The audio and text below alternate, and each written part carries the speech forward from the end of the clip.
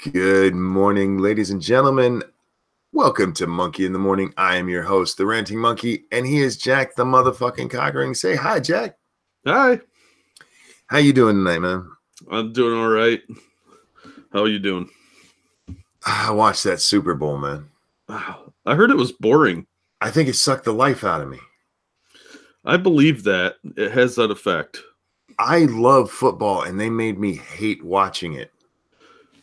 Well, I think maybe they need to institute some more rules because that seems to be working out for them. You know, I'm glad you brought that up because what they need to do, they need to take all of the rules that they've implemented in the last 20 years and just fucking scrap them. Get rid of them. That's what everybody says. Well, they're trying to make it so safe. It's not a safe game. No. It is juiced up motherfuckers running at each other as fast as they fucking can, wearing armor. Yeah.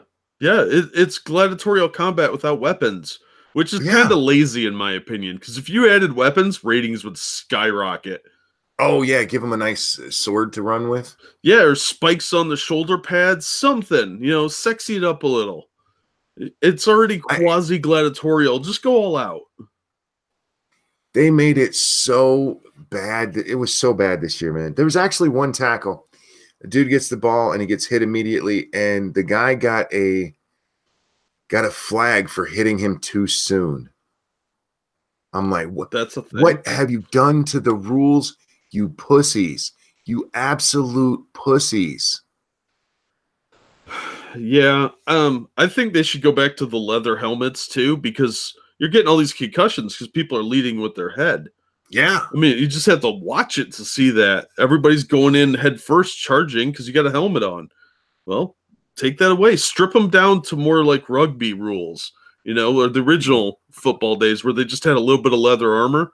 People would be way more cautious about how they hit people. Yeah, they need to get rid of all of the armor, all of it, all the padding. Yeah. And yeah, you'd have people that were a lot more careful about how they were hitting other folks. Yeah, have you met rugby players? They're psychotic, but that's what makes the game great. It's much more interesting because they know what they're getting into and they prepare for it better. These guys are just juiced up on roids running around. It's kind of lazy. It really is. Real quick, I need to thank Jaeger Pony. He sent me a donation off air, and he just said, "Shh, let it happen." Thank you so much for that, dude. That is awesome. You actually made it so I could get a microwave for my room. I'm basically making myself an apartment, Jack. Oh hell yeah! You should have a toaster oven down there too. I'm gonna have a microwave so that I can actually heat up the hot dogs I have down here. I like cold hot dogs. Don't get me wrong. I was like, man, I wish I could heat these up. And I got that donation. I'm like, I'm gonna heat them up. I also ordered the Barbie house today. Oh, nice. Yeah, we went out shopping, so I refilled my fridge.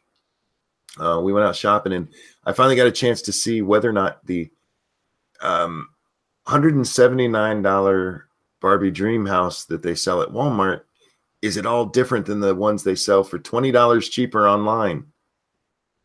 You know what? It's no different at all. It's exactly the same. You can buy it on Walmart's own fucking website for $20 cheaper. Then you could just order it to the store and pick it up, or have it sent to your house. I ordered it from Amazon for the same price, and it'll be delivered to my door. Nice. Now I just got to find somewhere to hide it. That's my biggest issue, is hiding it for the next 2 months. Oh, dude, yeah, that's gonna suck. Well, it's not a big deal if she doesn't come up because they don't visit too often anymore now that the holidays are over. But when she does, I got to make sure that fucker's hidden, because that's a big ass box, man. Yeah, I know. Yeah, that's gonna be tough. That's right. I'll find a closet to hide it in. St. Cloud asked me what my favorite alcoholic beverage is. It depends on what we're talking, what we're doing. Are we at the beginning of the night? Here's how I drink. I start with a shot of Cuervo. That's how I always drink. I take a shot of Cuervo, and then from there I will either move on to margaritas, which I really love, or Jack and Coke. Unfortunately, I can't do. Dax is blowing up my goddamn phone. I can't do either of those anymore. The medicines I take, I'm not allowed to have alcohol. Damn it. Oh, he's mad at me because I started early, even though he still gets out early. I'm literally on my way home. Okay, so Dax will be joining us shortly. Excellent. There's a good reason why I started early tonight. I'll explain that when he gets here because I feel like I owe him the explanation. Okay, so we were talking about Super Bowl before I got. Oh yeah, there's something else I was going to tell you. I don't care. Anyway, so yeah, Super Bowl. Tom Brady wins his 6th Super Bowl, and only 2 of those guys do we know he was cheating in. Oh well, that's probably a record these days. I'm telling you, man. I mean, he's got 4 legitimate rings, and that's if we're not counting Inflategate, which I don't because, the balls were a little softer. Fuck off. Did they get caught cheating way worse than that, like a couple years before? Yeah. Their first 2 Super Bowls, they really should have had wiped from their record because, yeah, they were secretly filming the other people's practices, which is absolutely against the rules. And Belichick had the balls to come out and go, I misunderstood the rules. I know you did. South Park even made fun of him for this. Cartman goes into Cartman becomes a teacher. The teacher gets sick, so Cartman goes up there and helps the kids study for a test, and they all pass because he gives them the answers. I remember that, yeah. And then he goes over to this down and out school, kind of like the movie The Principal, or what was the Joe Clark one? Stand By Me. And you had Stand By Me, and you had what was the not Stand By Me? Lean on Me. Lean on Me, yeah. I knew it was a crappy song from the 60s. And then you had the other one with the Mexican dude who died. These kids. Yeah. So in that vein, and he teaches them to cheat like Bill Belichick. It's actually funny because, Trey and Matt are Broncos fans. They are football fans. So like any real football fan, they got upset by the fact that these shitbags got 2 rings cheating. But this was the first year, and I was like, I don't care who wins. Edward James Olmos, thank you, Faithless. Yes, Stand that's and him. Deliver. Stand and Deliver. That's the other movie. I wasn't actually rooting against the Patriots. Every other year, I've been like, fuck them. I hope they lose. This year, I'm like, you know what? I'm over it. They've earned it. I'm like, okay. I don't care who wins. I'm just going to sit back and I'm going to watch and enjoy this fucking game. And then it went 3 quarters with only 2 field goals scored. I'm like, what the fuck? And I was back to, you know what? Fuck these guys. Oh my God. It was so bad. And then, you know what? I do want to give Brady credit. He led a decent touchdown drive there in the 4th quarter. And without that, guys, that fucking game would still be going on. It would still be going on because they both sucked. It was so bad. I do wonder what Daniel Radcliffe thinks of Brady winning because he called him out over his MAGA hat that he keeps in his locker. Who fucking cares? Daniel Radcliffe. Yeah, go back to horse fucking Daniel. Well, here's the thing about that hat. That is a hat that's actually a gift from Trump. If Donald Trump gave me I'm not a MAGA supporter. I would definitely put that up somewhere. Hell yeah, especially if you signed it. I'd frame that shit, or put it in one of those little plastic cases. Yeah, sure. I mean, this is from the president himself. Let's see. Silverback asked why he was blocked for some time yesterday. Well, you must have said something that upset the mods, and they have the power to time you out for 300 seconds. And if they all do it, then you're going to be out for a few minutes. Prospero says, without the Rams playing zone, Elderman wouldn't have been open the whole goddamn day. Oh, Prospero, you and me have talked about this in private before, about how you play against the fucking Patriots. You do not play zone against them. You play man-to-man, and you blitz every fucking play. Because Tom Brady, there's two things about Brady. One, he can't throw very well. Sorry, guys, for all of you, everybody running around calling him GOAT. Fuck that. He is not the greatest of all time. He may be the most winning of all time, but that's different. Yeah, Anthony Vogel Radcliffe, the actor who's not been relevant since Harry Potter. Yeah, there's several stories out in the last couple of weeks. It's the same story, but people just kept rehashing it. But Edelman absolutely deserved to be MVP because he was the only one who actually did anything. God, it was a boring fucking game. But we can move off the game because there's not much more to say than Jesus, fuck, that was boring. They all bore me to tears. I'm not a sports fan. So. For you to be bored to tears watching it, that would make sense. I love football. I mean, have since I was a little kid. For me to watch a Super Bowl and be like, I'm going to turn this shit off. That is not a good thing for the NFL. Yeah, a couple of my friends were blowing up my phone, bitching about it, and I was like, look, guys, I don't care. It's all you know how I feel when you force me to watch this crap. So yeah, this must be what it's like for a non-football fan to watch a game. Because Jesus, fuck, I've watched high school games that were better than that, and both teams were actually retarded.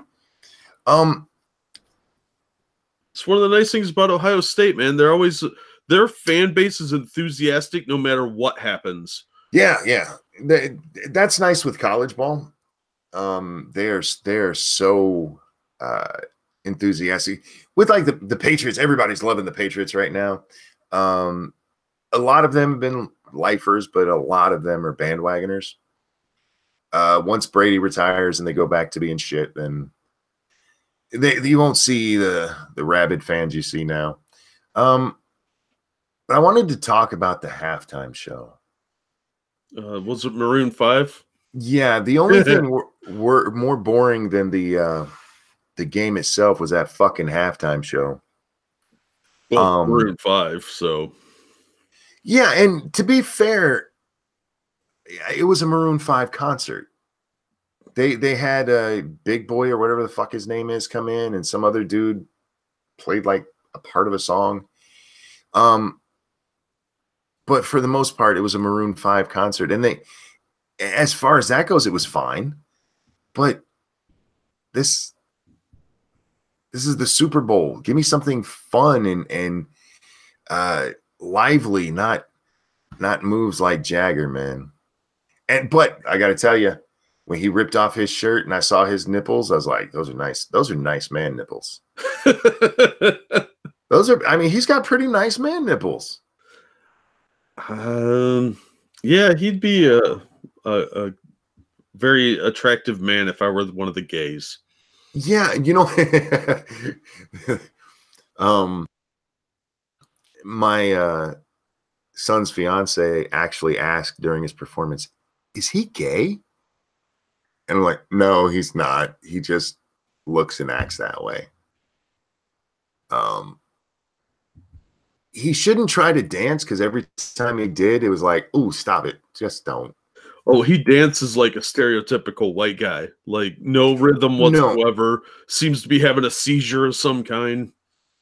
He dances like a white gay man. I'm not being mean there. Because it's like he goes like he's going to try to look at these nipples. Look how nice those nipples are, man. Perfectly round, symmetrical. I'm going to have to show this to Lady Monkey to show her that it is not in the middle of the breast where she thinks the male nipple goes. Yeah. But the tattoos really ruin it because they're not good. No, they're not. They're not. Those are white trash tattoos, especially the California one. What you got? Thug Life written on your back too. Thug Life. No, on his back it says "Aim here."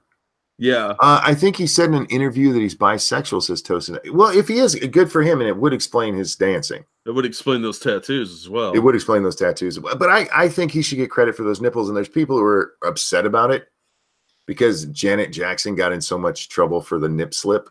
Yeah, but she's a girl, and female boobs are sexual objects, whether they want to admit it or not. He's got nice nipples, but nobody's turned on by this. No, especially with those garbage tattoos. Because those are man nipples. Nobody cares. Yeah. Nobody wants to look at a dude's boobs. Almost all tattoos are trash tattoos. I've seen some really good tattoos. You get some artsy stuff. It can look really nice. And I don't want a lampshade made out of your skin, but this guy, man, these are trash. Even Dr. Mengele wouldn't keep these. Again, I'm just impressed with how symmetrical his nipples are. That's how they should be. Well, he's pretty rich. Those pecs are probably implants. Let's be real. Yeah, he's not very toned, but for some reason he has a toned chest. Maybe you need to work on your abs more, Adam. I don't know what it is. Your arms aren't that toned. But good job on the nipples, man. Good job on the nipples. In college, I knew a guy that had thigh implants or calf implants.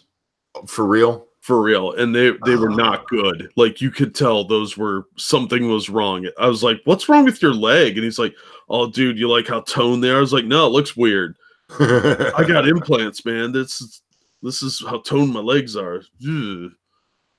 Yeah, and I have nothing against Maroon 5. There's actually some of their songs that I like, but it doesn't feel Super Bowl-ish to me. No, you need something.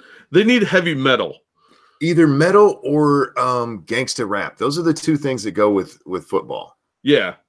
Yeah, because those are combat soundtracks. You don't get some like goofy pop band. That's weird. Dax. What's so important that you had to start early, even though I was on my way to make it here on time?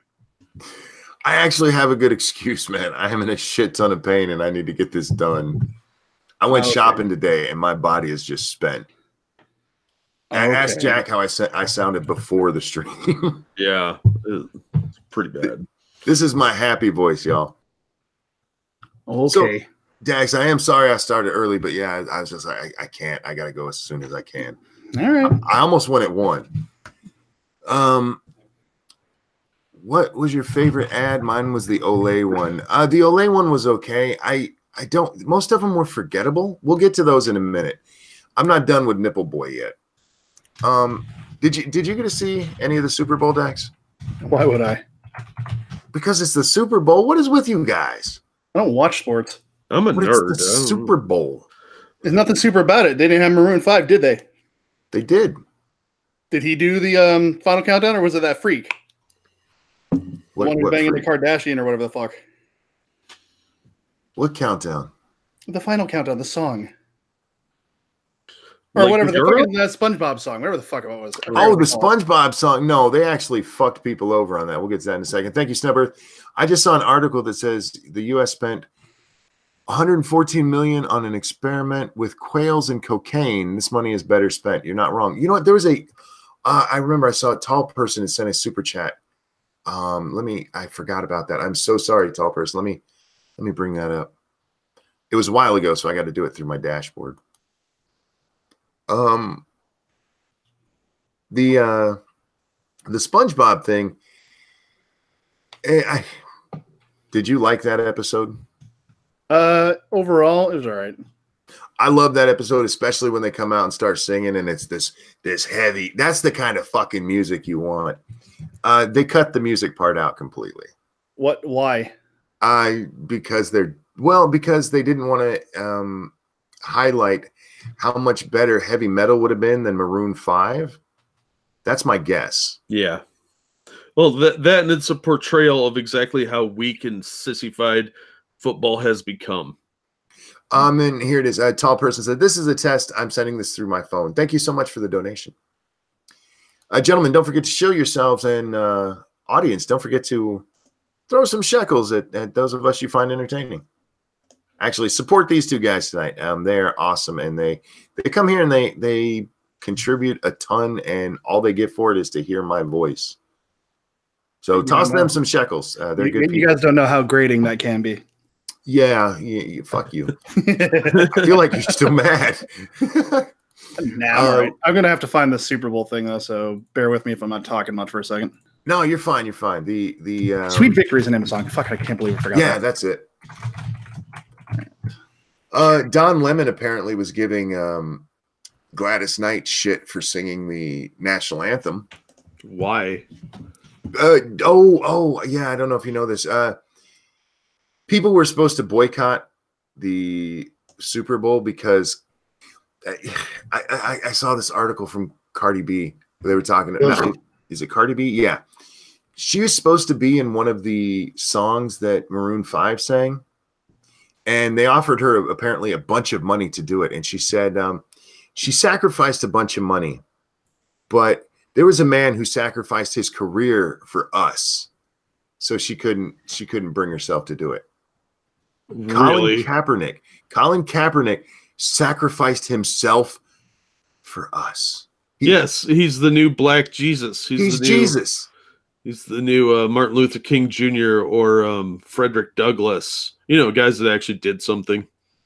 This is a man who started his fucking protest over contract negotiations. That is fact. That is undeniable fact. But yeah, he gave up his he sacrificed everything, y'all. According to all my football loving friends, he wasn't even that good. He was okay. He had a really good season, and then he just like a lot of quarterbacks, he just never got back to it. He took the 49ers all the way to the Super Bowl and just got crushed. And the seasons afterwards, he never recovered from that loss. And you can watch it in his stats. They just went down. And by the end, he was at best a third string quarterback. And there are a lot of guys out there who are good third string quarterbacks. So why would you take the one who's also a giant fucking asshole? You know what your third string quarterback's supposed to do? He's supposed to sit there and hope he never has to play. That's his job. Yeah, like backup kicker. Yeah, I mean, third stringers rarely make it into the game. Okay, that was stupid. I wasted 4 minutes of my life. Yeah. Thank you, your boy Pat said, did you see Gladys Knight put Don Lemon in his play? Yeah, that's she snapped back at him. I didn't get to see much of the thing, but yeah, his face as she is just putting him in his place is fucking priceless. Polydub said, wait, what happened? Gladys Knight went on with Don Lemon, and he tried to dress her down for going on the Super Bowl, for singing the national anthem. Now, a lot of people thought she did a good job with it. She did okay. I mean, she's a good singer. She's Gladys fucking Knight, for fuck's sake. Yeah. But I prefer a little more traditionalism in the way it's sang. I hate that trilly shit that they try to do. Yeah, that's. I don't need to see your range. Sing the fucking anthem. Yeah, and like I said, she didn't do bad, so it's not one of those where it's like, "Ooh, please stop singing." But I still prefer more traditional singing of it. Advertisers spent a record $5.2 million on each 30-second ad during this Super Bowl. What a waste of money. $5.2 million. And I got to be honest, a lot of it was wasted. I mean, it was just fucking wasted. I couldn't even begin to tell you what most of the ads were. I mean, there's a really good one I liked. I'm not going to buy their product, but Bud Light did one where it was set in medieval times, and a giant cask of corn syrup is delivered to them, and they're like, "This doesn't belong to us. It must belong to, like, what was it, Coors Light?" And, and so shade throwing. I like it. Oh, they threw a ton of shade. Because they was Coors Light the first one? I can't remember. There's two beers. They take it to the first one. Like, no, we got ours. Maybe it's the other guys. And so they take it there. It was cute. I mean, that was funny. But again, it's not going to make me buy their beer. Oh, Miller, thank you, Prospero. There was one from. I don't drink beer, so yay. Yeah. Alicia Keys, they kept promoting her because apparently the Grammys are next week. Who cares? She did a fucking ASMR commercial. What? I wanted to punch myself in the dick. Stupid. It was so bad. And one, I don't like ASMR anyway. Nope. Yeah. And it was so fucking bad. Yeah, there was a Game of Thrones one. A Bud Light Game of Thrones one. Can they not ruin things that are actually okay? They had the Bud Light Night, and he goes to joust, and he actually gets fucked up, and he's standing over the bad guy standing over him, and a dragon comes in and sets everything on fire. It was okay. Okay. But like I said, these are the only ones that were really entertaining to me. There was one for Oil of Olay. Are they owned by Gillette or whatever, the people who own Gillette? I don't know. All I know is that it's this woman and this man. They're being attacked by this psycho, and I forget what all happens. Go watch it, guys. It was funny. I don't want to ruin it. Now, what I did have a problem with. Yeah, Procter & Gamble owns them both, so no Oil of Olay products in my house. Good. What I did have a problem with is there was a very female-centric theme in a lot of these. There we go. Dirty Sanchez, 5 feminist commercials. Yeah. There was another one of these, if you let women do it, they can do anything kind of commercials. And it's these little girls playing football against actual professional football players. And of course they score a touchdown because they let them. And it comes like, girls can do anything if you let them. Like, if I'm letting you, you're not doing it. If I'm holding you back, then you can't do anything. Am I wrong here? If I can stop you from doing it, you can't fucking do it. That's not how this works. You have to decolonize your thinking and turn it into magical thinking, which is crazy people way of thinking. And then you see, really, they could accomplish it, but men are in their way, waving their evil penises around.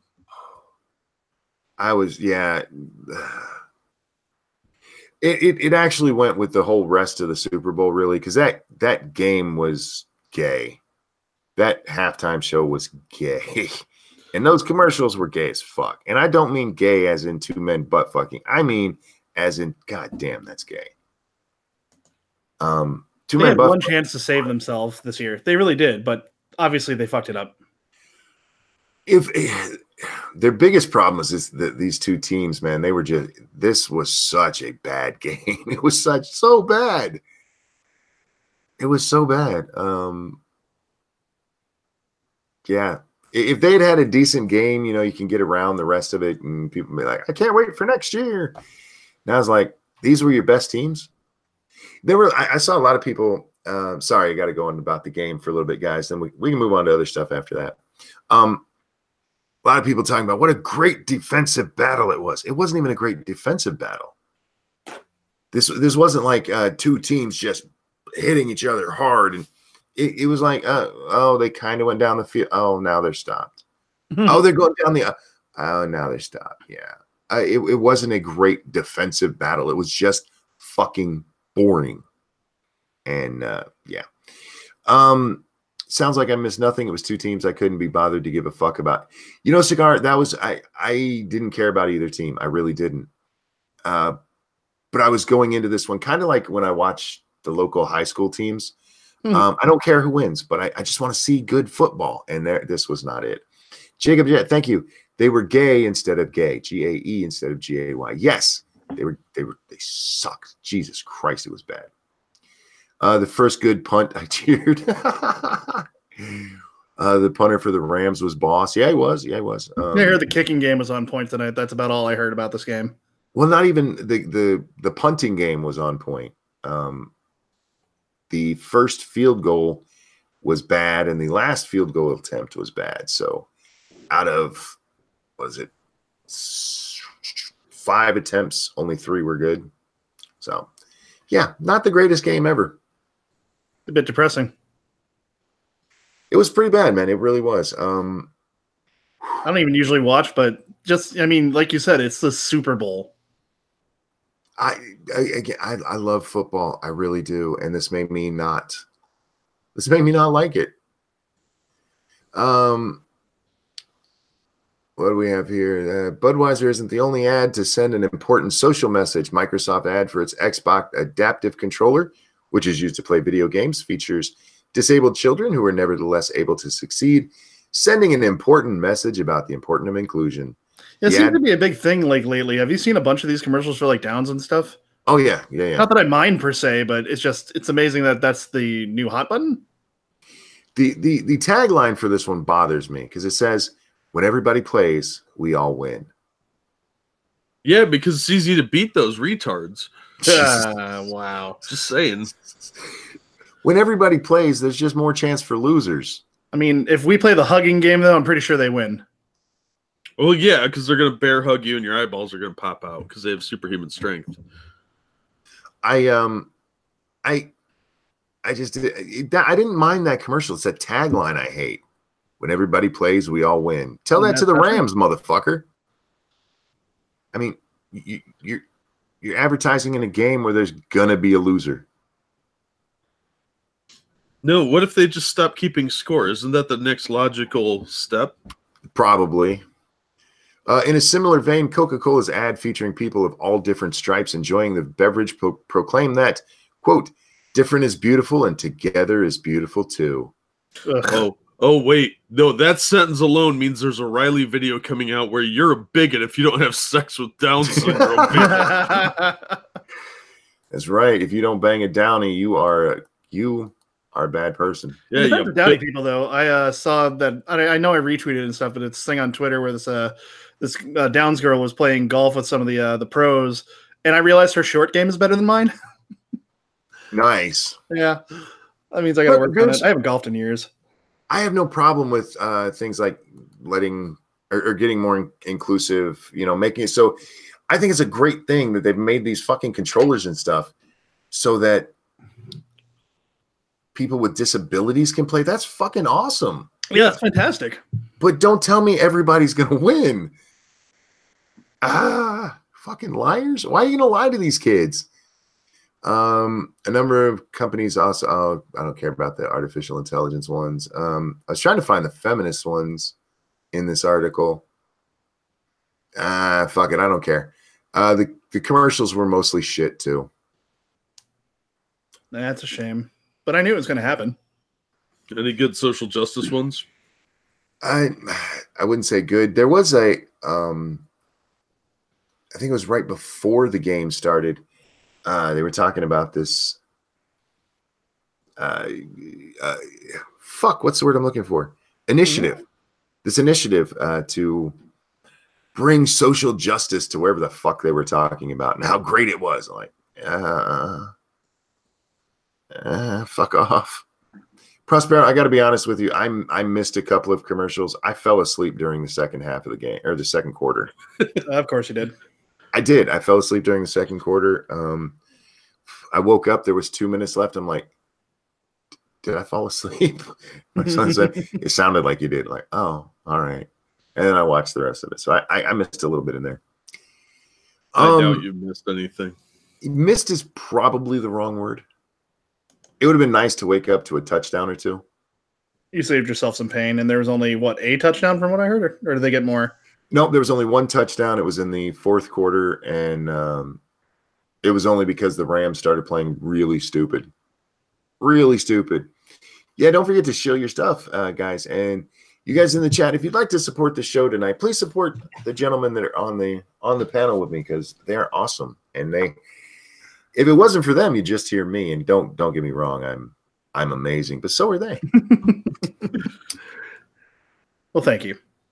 No, you guys are great, and I wish I could pay you, but I'm poor as fuck. Maybe I should sue you for back pay. Good luck with that. We don't have a contract. Sorry. Don't we? I mean, this is the internet. The contract's got to be there somewhere. You're my own personal sweatshop, motherfucker. That's pretty true. It is. So help my little Asian friend out and toss him some shekels. Wow. What? I'm not Asian. I thought all sweatshops were Let Asian. it happen. I could be Indonesian. You don't know. I mean, that's technically Asia, but Yeah, Indonesia's in Asia, right?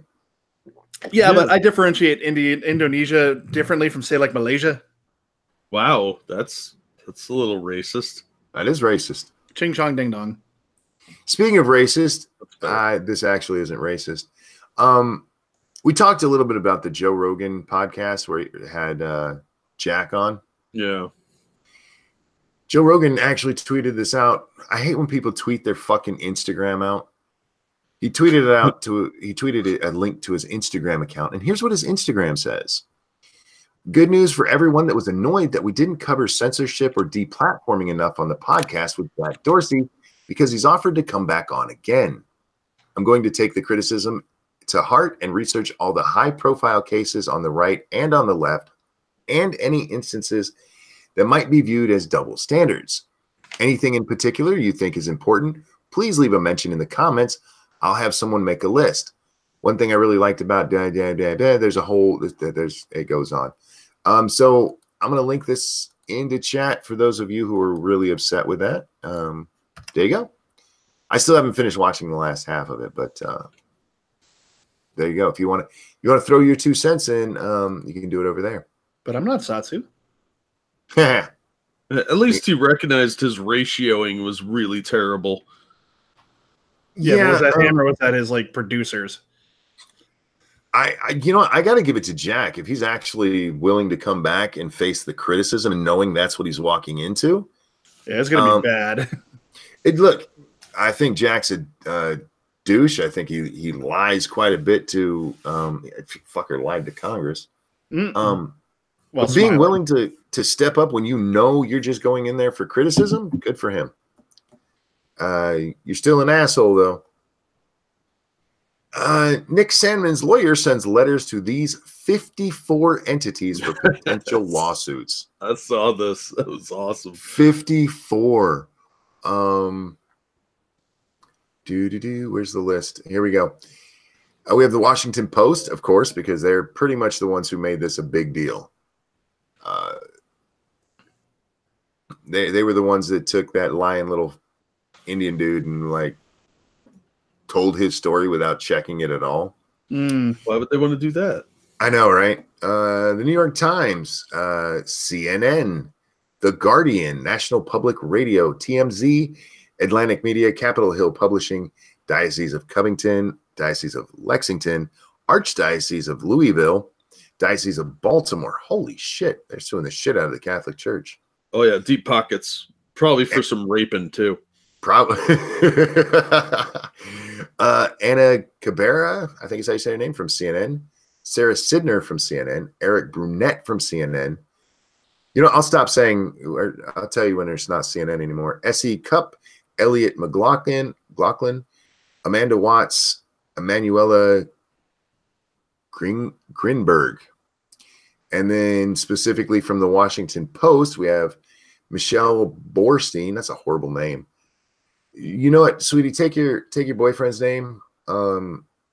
If you don't have one, take your girlfriend's name. Whatever. That's Borstein is a bad last name. And I'm sorry if any of you in the Borstein in the chat have that same name. Cleve Wootson.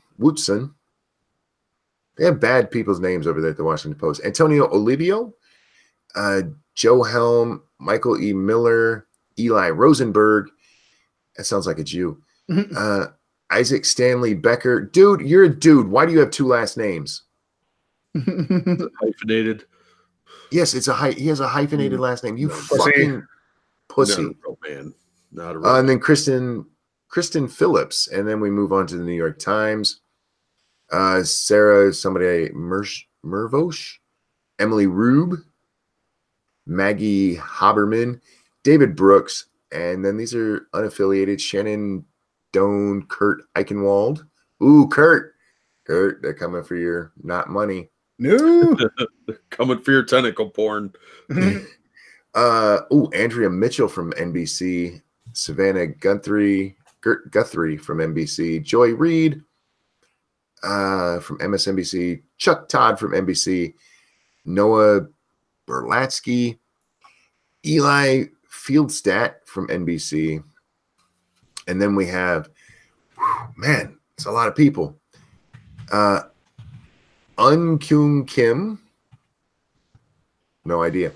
HBO as an entity, Bill Maher, Warner Media, Condé Nast, GQ, Heavy.com, The Hill, The Atlantic, TheBustle.com, Ilhan Omar, wow, Elizabeth Warren, Kathy Griffin, Alyssa Milano, and Jim Carrey. 2 of those are sitting members of Congress. Very cool. Ilhan Omar is the Muslim from Minnesota, wherever she's from, one of the M states. From hell. Is it Wisconsin or Minnesota? I can't remember. Pretty sure it's Minnesota because I think I'd remember that if it were here. Okay, and then Elizabeth Warren, man, those are some big names. They're gonna get paid. Yeah, a lot of these people will settle just to keep it out of the news. Well, there's plenty more people they can go after too, like Michael Rappaport and half a dozen other celebrities. I think Chris Evans came out against them. And of course he did. Fucking pussy. Yeah, because he's a douchey little cuck. Well, Ilhan Omar, I mean, they have a case against her. A good one, because she tweeted out that these kids did this. Yeah. And they didn't. And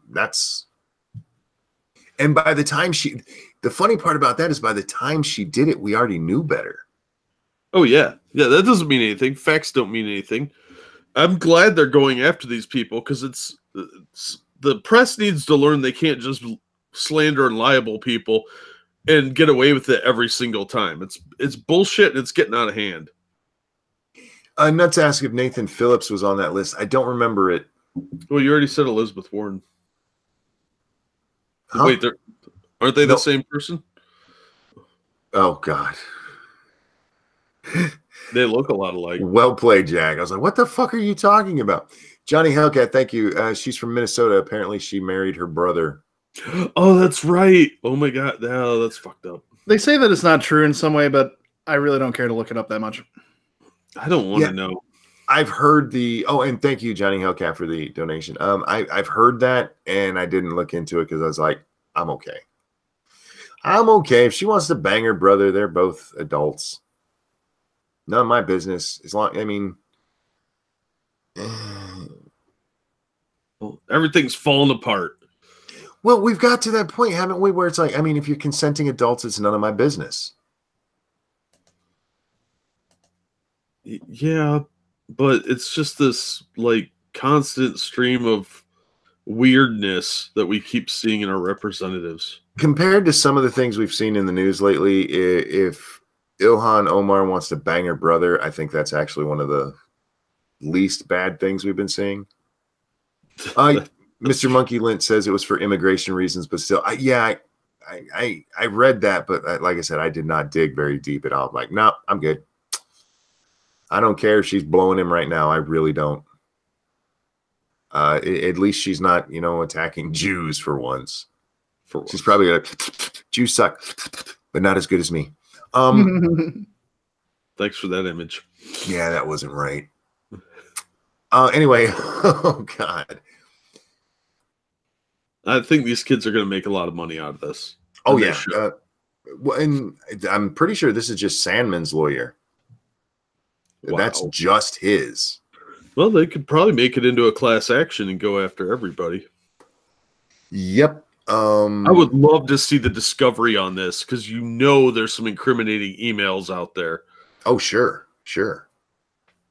And I mean, this is a way to get into Democrats' emails without having the Russians do it. Speaking of the Russians, I don't remember if we talked about this on this show. Did you see that the representative from Hawaii, Miss Gabbard, is supposedly getting a lot of help from the Russians. Of course she is. Dun, dun, dun. Yet. Everyone I hate is a Russian operative. Yeah, indeed. And don't forget, we're all bots too. So yeah, some of the sites known to have helped Trump are out there helping her. They've actually made, what was it, 4 articles that say she would be a good president. Data says Monkey Bill Maher was saying shit even after the corrections were out for a day or so. Yeah, that's why he's on the list. That's why HBO's on the list. His would be slander rather than libel, which is what Ilhan Omar is going to be facing, because that dumb bitch put it on Twitter. She didn't just say it; she actually tweeted it. We read those. We read her tweet. Now this one is annoying me. I just saw it. I didn't even mean to have news articles. I was going to talk about the game and then just let things go wherever they went. But I saw this article and it pissed me off. Louis C.K. joked about the Parkland shooting. A father whose son was killed hit back. Yeah, I'm not going to read this fucking article. I'm going to tell you about it, but I'm going to throw it in the chat so you guys can watch it. So what he did is he did his own comedy set, right? And there's a 2-minute video you can watch with this. Oh yeah, that came out a little while ago. Yeah, CNN just put it up, so we're talking about it now. You be nice. What? You're making me feel like I'm slacking at my job. Anyway, he gets up there and he goes, this comedian made a joke about how if you want to make people stop thinking about your dick, you talk about dead kids. I can make a joke too. And then he talks about his kid actually getting killed. Okay, that sounds pretty stupid. It is, but we're on the bandwagon of getting rid of comedy anyway. So I mean, he's probably funnier than what's that fat bitch's name? That potato-shaped unfunny cunt. Hannah Gatsby. Oh, that one. Yeah, I know. There's several to choose from. Oh god, they're so bad. Let's just generically refer to them as lumpy. Lumpy, yeah, she's lumpy. Yeah, but she's also not funny. And she gets up there and talks about how she was raped as a kid. Yay! And hilarity ensued. There was nothing wrong with Louis C.K.'s joke. And they actually have it in the article. It says, "You're not interesting because you went to a high school where kids got shot. Why does that make you interesting? You didn't get shot. You pushed some fat kid in the way, and now I got to listen to you talking." That was his joke. And how dare he talk about those Parkland kids? By the way, we need to shoot the Covington kids. Yeah. It's the same people. It's the same goddamn people. How dare you talk about Parkland? By the way, yeah, those Covington kids need to die in a wood chipper. Head first. Because these people are insane. They're fucking retarded. I'm not even sure I'd call that a joke. I hate these people. That's because they're not funny, have no sense of humor, and want to censor everything they don't like. There's lots of hate there. Yeah. Now, what tweet was that? Oh, that was the crazy bit. Oh, she deleted her tweet. Woo. Did she block me as well? Hang on. Oh, nope. She locked down her account. She tweeted about the Super Bowl, about how traumatized she was because I can't remember the exact thing, and I don't want to take her out of context, but basically because the Patriots won, there were going to be MAGA people out there beating people to death tonight. I'm so glad I bought that hat. Yeah, I'm going to buy a Trump hat now just to piss these idiots off. I'm telling you, it was the best money Circus ever spent. I wonder if I could make one of those that said, "Shh, just let it happen." I bet you can. And I actually looked at the hat more. It was made in America. Oh, I gotta check that out. I do have one other subject before we move on to just shooting the shit. But can I make hats over here? You might be able to do it on Streamlabs, but not Teespring. Well, I know Teespring, they've added a whole bunch of shit since I first started using them. Oh, really? But I don't come over here that often. Do they have hats? I want hats is what I'm looking for, you dumbasses. Nope, I don't see hats yet. Oh, wait, there's a hat. Can I get it in red? Ooh, He's so happy right now, guys. I am. I'm thinking about touching myself. Anyhow, so I was on the Twitter today, and I woke up, and I'm gonna send you guys a link.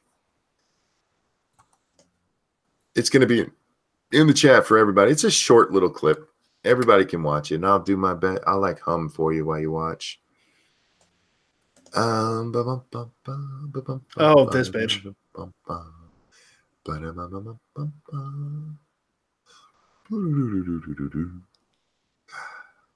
Have you watched it yet, Jack? Yeah. This cow. As a fat person, she doesn't speak for me. I'm grotesque, and it's my fault. Look, I'm overweight. I still am. I'm still pushing last time I was weighed, I have my jacket on, which is kind of heavy, and it said I weighed 209. So I'm still about my 205 limit. Sometimes I drop under 200, depending on whether or not I forget to eat. Thank you, Snubber. There's a hate that same type saying made you look. Oh, a hat that same type made you look. Yeah, I've seen that one. You got to be careful with that because you can still get hit. You're like, well, you know what you were doing. So, oh, good morning, Bear. Would you like to join us, sir? Yeah, you're too late. I already sent the link. We're just about to talk about this big bitch. I'm still overweight. I still need to lose more weight, and I need to get as toned as I can, whatever I can. But I don't look like her. And this bitch out there saying that she doesn't have a problem. Society needs to change. No, it doesn't. Because the medical professional is not going to adapt to your needs in that way. They cannot change biology.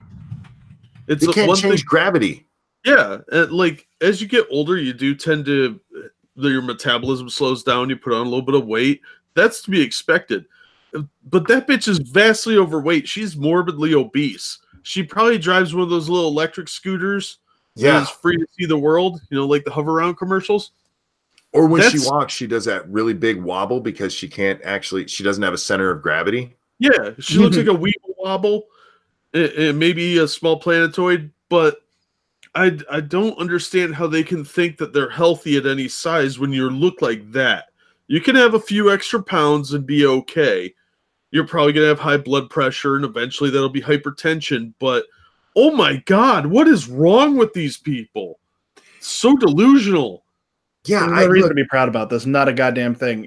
It's taxing on all parts of me. That's why my back won't heal. Yeah, your back hurts, your joints hurt, your heart's going to have a lot of strain, your kidneys are going to give out on you, your high blood pressure. There's so many things that are going to go wrong. Diabetes. Yeah, once your back goes, it's almost impossible to lose the weight effectively. You have to find a way to get to like those pool therapy sessions, and I really don't have those that close to me. I don't hate people who are overweight. I've been there myself. Like the biggest I was 285. Even on my frame, I was a big motherfucker. Thank you, Johnny Hellcat. I wonder if her and Tess Holiday ride motorcycles together. You mean motor scooters. I don't have a problem with that. But somebody said to me in response to I wasn't mean to her. My response was society can't change your heart disease risk. It can't change the damage you're doing to your joints. It can't change your rapid onset type 2 diabetes. Since you're dangerously obese, you need to change, not society. That's not mean. There's nothing mean about that. It is just factual. But somebody mentioned that she doesn't need shame. She doesn't need to be shamed. Yeah, she absolutely. We need to bring shame back in big ways. Big ways. Yeah. Look, if she's walking through a store, nobody needs to run up to her and go, "You're fat, you need to lose weight." But does need to have enough shame not to go on fucking national TV, which is obviously is, and talk about how society needs to contort to her. Yeah. How in the fuck do you get that shameless looking like that? And how undisciplined are you that you get that fat and don't care? Like, well, Jack, there has to be a little bit of self-control. To me, this is like telling a heroin addict, you don't need to be ashamed of that. It's okay. I mean, it's eventually going to shut down your body. Meth addict, don't worry about them teeth. You didn't need them anyway. Yeah. There should be some shame in our society. And again, I don't think people should be running up to fat folks going, ha ha, fuck you, fatty. But there should be some sense of shame where you're like, I'm not going to go out there and tell other people that they need to accommodate me. Yeah, exactly. Like I said, if you're a little bit overweight, that's one thing. But allowing yourself to become in the category of morbidly obese is a death sentence. And I don't know why we are humoring these people that are going to die because nobody will tell them the reality of their situation. This is a weird segue. It's not even a segue. It's a weird change of topic. Jeremy says it was my birthday yesterday. Please sing it. Oh, God. Jeremy, this one's for you. You suck. And a 1 and a 2. Happy birthday to you. You're the guy who's making us sing. Happy birthday to you. Happy birthday, dear Jeremy. That guy. Happy birthday to you. And that's happy birthday, Jeremy. I hope you had a good one. I really do. And that's one less birthday you have now. Clock's ticking, buddy. Yep. That's one more birthday he's had. That's no, how I look at it. One less for the future. The countdown is on. You don't know that, man. I'm thinking by the time I get to be 60, they will have cured death. That's some seriously wishful thinking because you're creeping up on it pretty quick. Leave me alone. It's coming up quick, motherfucker. No, and again, I know what people mean when they say, shame doesn't work. And I'm not even saying she needs to be shamed into losing weight. I think somebody needs to sit her down and explain to her that, the problem is not just that people think you're fat and occasionally say it to you. The problem is that you're going to die young if you don't find a way to fix this. The shame part for me is spreading it out there, going out there and saying, this is okay. Like that fucking fat bitch, Tess Holliday. You can be healthy at any size. No, you can't. And that goes the same for, have you guys seen the pictures of Eugenia Cooley floating around? Yeah. Holy fuck. Yeah, that's horrifying. She's bone. She is just bone. She gonna die soon because you can't live like that. Your body will shut down. Yeah, I mean, Karen Carpenter died of anorexia back in the early 80s, and that was tragic because she was very talented. But the people are doing these things, and no one is saying, we need to get you help anymore. They don't do that because they've reversed the shame aspect. Now you're a monster if you say that's unhealthy. Yeah, for those of you who haven't seen it, this is what we're talking about. Let me get that up there. This is not healthy. Her body's going to start eating itself. It's probably already started eating itself. Yeah, she looks like a concentration camp victim. She could have been cute too. Yeah, she was. She used to be. Have you seen her when she was younger and actually had meat on her bones? No. Now that I see her in an Aerith costume, I get upset. Oh man, yeah, she's bad. Yeah, Jacob. Oh my God. Yeah, that's. We're looking at a dead woman. Yeah, we are. If she's not. Here you go. This was her. I think it's 6 years ago. Yes, that's very nice. That's what she used to look like. And now she looks like she already died. Yeah. Like she's been decomposing for a few years.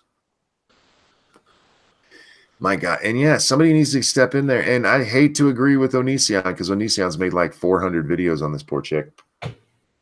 But yeah, somebody in her life needs to step in and go, you need therapy right now. Yeah. You need therapy and a program to start getting muscle back on your bones. How you doing, Polly? I'm doing well. How are you? Well, I just looked at pictures of Eugenia Cooley after looking at pictures of a big bitch. So I'm conflicted. Wow. It sprained something shifting gears that hard. Man. Well, then, again, the pictures or the idea just being look, you healthy at any size is bullshit, and that goes both ways. If you are too big, it is not good for you. If you're that goddamn skinny, you are dead. Period. Yeah. That girl's gonna die. If something doesn't happen, she will be dead before this year's over.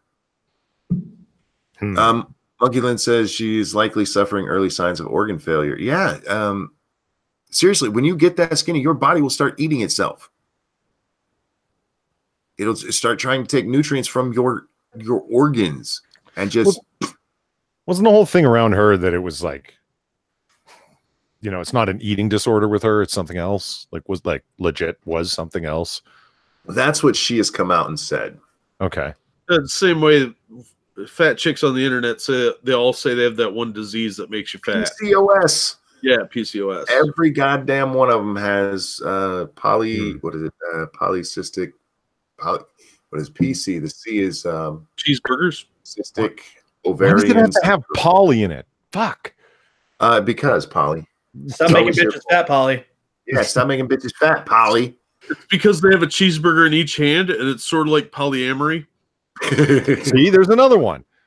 Why do all these words have to have poly in them? Yeah. Yeah, it's amazing. It's always some rare medical disease, but you can never actually find it. Did you watch Super Bowl, Polly? I'm guessing not. No, I'm a baseball guy. I didn't watch it. How is it all? None of my friends watch fucking football, except Ludwig does. Except Prospero.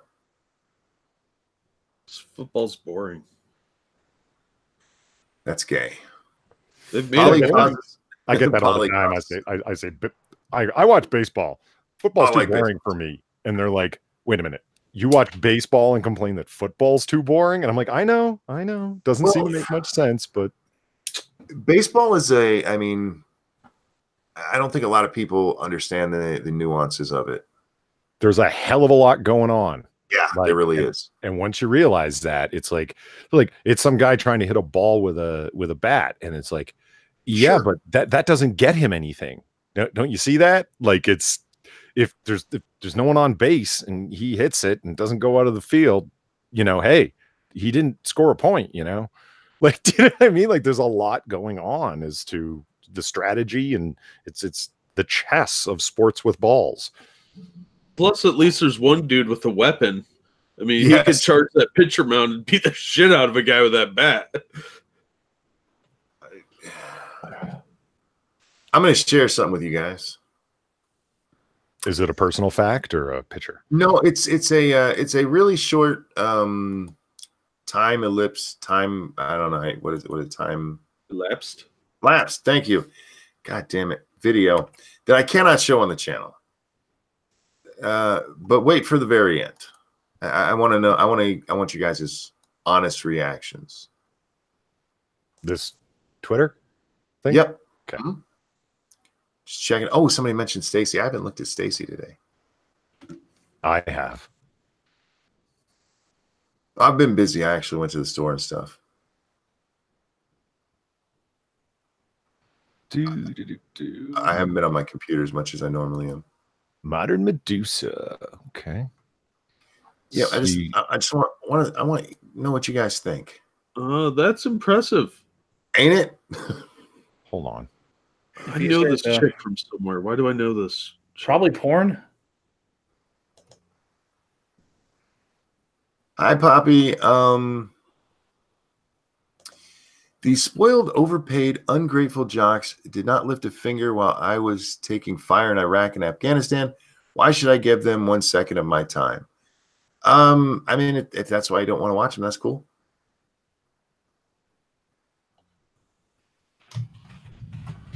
I just love the game of football and grew up with it. That is an impressive ending, I thought. Why does this keep doing this? It won't let me play it. Why does this keep happening to me? It won't let you play it. You're missing out. Oh, well. Okay, here we go. There you go. Good at that. Okay. And I'm just sharing that because I came across it and I was like, huh, all right. We should check out our hashtag. Oh. What is our hashtag? It is. I think it's MIT AM. Indeed, it is. We're taking it back. Surely you've seen deeper deep throats than that, Monkey. I have. That one was impressive. I mean, she just went straight down all the way to the balls, man. Well, yeah, it's just, you know. With her mouth open, no gagging. Come on. But yeah, that's just, you know, that's what hoes do. They got to learn to suppress the gag reflex, you see. Her cupping technique is very good, too, on that ball sack. Thank you. Yeah, but she's wearing gloves. That kind of. So? Polly's a hater. This is how you turn women fat, dude. I love how it's hashtag Brazers. Oh, God. Oh, wait. Stargazer, I'm going to read this, and I love you for sending this article. I haven't read the article itself, but just the headline. Are you ready? 300-year-old note found inside butt of Jesus statue. Cool. Huh. I wonder what it said. Restorers of an 18th century statue of Jesus Christ in Spain have found a handwritten note hidden up his bum. The message, written carefully in calligraphy and dating back to 1777, had been stuffed up the Messiah's backside by a priest, preserving it like a time capsule. It contains key information about the period and details on popular pastimes, the economic situation, political and religious matters, famous people, and other topics. Oh. The document is signed by Joaquin Minguez. Minguez, yeah, that's what it says. Priest of the Cathedral of Burgo de Osma at the time, and was recently unearthed by workers at the restoration company Da Vinci Restoro. Seems a weird place to hide a document. Language monkey. What's that? You sound like an English person trying to speak Spanish, mate. Well, I am an American trying to speak Spanish. No, desespero narrow, you canto. Poor favor. How you doing today, Bear? Por favor, you slag. I'm all right, mate. How are you? I'm wonderful. You know, I think we need to get back to a time when priests are shoving notes up Jesus's butt instead of, well. Don't do it, Monkey. It's beneath you. Is it? Yes. I'll say it's not, but I don't feel it really is. Oh, fuck. Oh, what is this one? What are you doing? Who? You. We're on Monkey in the Morning doing. I know MIT what you're doing, but you're talking bollocks at the moment. The fuck you mean? You're saying things that don't make any sense. Where'd I lose you? Oh my god. I'm so happy. This was a Jesus statue that had a note shoved up its butt. See? You can't say shit like that and just wander past it. Well, I didn't. We were reading the article as you came in. Can we not sodomize Jesus, please? Here's what happened. In 1777, a cardinal or a priest, whatever he was, wrote a note which was basically describing the times and shoved it up a Jesus statue's ass. That's rude. And they just unearthed it, and yeah, it's kind of cool. I mean, that's a neat time capsule. It's a weird place to hide it. I feel like there was probably other ways to do it, but is it just really etchings of young altar boys. You know how Catholic priests It's a dead drop. That's a dead drop for Catholic priest porn. Yeah. Holy fuck! You guys are really lazy with the comedy this morning. I gotta say. I wonder if it was a 2:40 in the morning. What do you want? I want you coming up with a joke better than something Bill Maher would think is hilarious. I wonder how old the Jesus was in that statue. Oh, Grade A Under A uploaded again. Yeah, I saw that. I haven't Here I was watched it thinking yet. he fucked off. Let's see. This one comes to us from our very own Jack the motherfucking Cochran. TSA officer jumps to his death at Orlando airport. I heard about that. Maybe he saw that. Maybe he saw that bitch with her hat. He's like, "Oh my god, my life sucks." I got made fun of last night for that, and I remember that. I said, what? I said, did he commit suicide? And Pop Tart goes, Polly, he jumped. And I was like, oh, right. That's what they want you to think. Clearly, he said something about Hillary Clinton. You know what, Jack? When I saw this headline, that was my first thought: is where was Hillary? Because I don't know, I didn't think of suicide right with that. Oh my god, maybe he committed suicide because of that. He jumped, like maybe he was trying to like jump from one high place to another, and there was like a split between the buildings or whatever, and fell. You know, I don't know. How big is that fucking airport? An officer from the transportation security. God damn it, security. Chicago. Administration jumped to his death from a balcony inside Florida's busiest airport Saturday, creating a panic that brought some security checkpoints to a halt for hours, grounded flights, and caused serious delays. Well, just get a shovel. Panicked passengers rushed past checkpoints leading to about half of the gates at Orlando International Airport after the man jumped, resulting in checkpoint closures for up to 3 hours and some flight cancellations. At no point were passengers in any danger, airport officials said in a statement. What if he landed on him? I feel like he's not being honest there. Our hearts are with the TSA family during this very difficult time. Yeah, I mean, it's sad, but the man jumped from a hotel balcony inside the airport into the atrium where passengers wait to get through security. His woman left him or something. Yeah, it had to be Sounds like the beginning of Constantine, doesn't it? Yeah, kind of. It's fucked up. I saw that in Lethal Weapon, but there were titties involved. Oh, you're not getting this back? One Direction. Go fuck yourselves. You keep trying. I know. Piss me off. I wonder if they ever actually check their own hashtag and be like, what the fuck is all this? I want to know who had the balls to attempt to shove a finger up a statue's butt to actually find a hole. Well, actually, there's a picture of it. He like cut the butt off, and then I don't know how he sealed it back, but the statue's laying down. You can see that the butt has been cut open. That's weird. Like the cheeks taken off. Yeah. So he hid the note in the place that's like to the back of the statue, and everybody's shocked by that. Well, I'm shocked by it because I wouldn't think to shove a note up a statue's ass. But you just said he didn't shove it up his ass. He cut off part of the statue and put it in. Isn't that what you said? Shoved it up there, yeah. I realize you're fascinated with the idea of anal penetration, but like, is that what happened here? Yes. He cut it off and put it up its ass. All right. I feel like you're missing part of the story. I don't have the story in front of me, so very likely. Put a note up the ass. Nick Sandman's letter. Oh, yep, we read about that already. This one comes from the original Shroom. DC school refuses to play sports at schools where Karen Pence teaches over anti-LGBTQ policies. Really?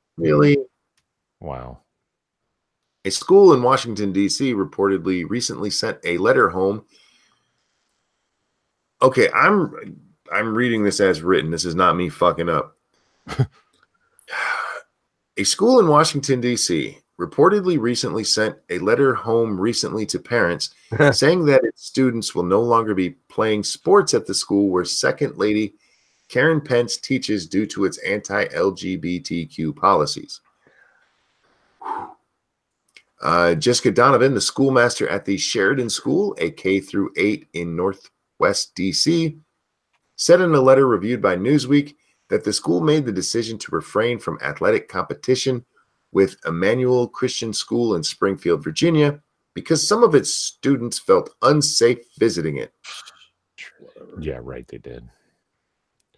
As we talked more, we understood that some students did not feel safe entering a school that bans LGBTQ parents, students, or even families that support LGBTQ rights, Donovan said in the letter. What do you mean not safe? I don't understand the whole not safe ideal. Oh, they're going to hit them with a bat when they step in. Yeah, prove it. But isn't that always the claim? It's like...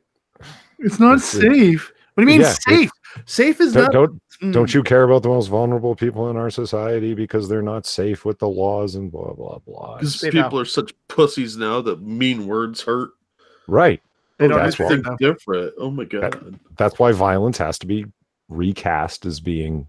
verbal actions can be violence because then you can claim a lack of safety, right? Well, apparently, Miss Pence is going to go out there and just start beating the shit out of any kid who likes gay people. I don't know. Monkey, what do you think? Shapiro's call on this, as well as other people's, but he's pretty vocal about it, argue that this is going to be ultimately end in de-accreditation of Christian schools, Catholic schools, and so forth, or at least the attempt is going to be made because of their stance on LGBT, abortion, etc. Yeah, I can see that. You think so? I think we're seeing a clear push in that direction. And it's not going to be because the school's not teaching well. It's going to be because stupid shit like this. Schools that they feel the students feel unsafe going to that other school to play football. And, shut up. Not you. Matt, no, I don't. Matt, although I would fully expect you to tell me to shut up anyway, but I know this time it wasn't at me. Matt Winters said it is a Christian school, not a mosque. Okay, one, that's funny. Yes. Number two, you can be damn sure that they're not teaching LGBTQ rights and equality and normalcy and etc. at Islamic schools. You can be goddamn sure of that. But I noticed that every newspaper in the country isn't #expose mosques, No. They get mad and blow shit up. It's true. That is why we're not. No, let's be honest.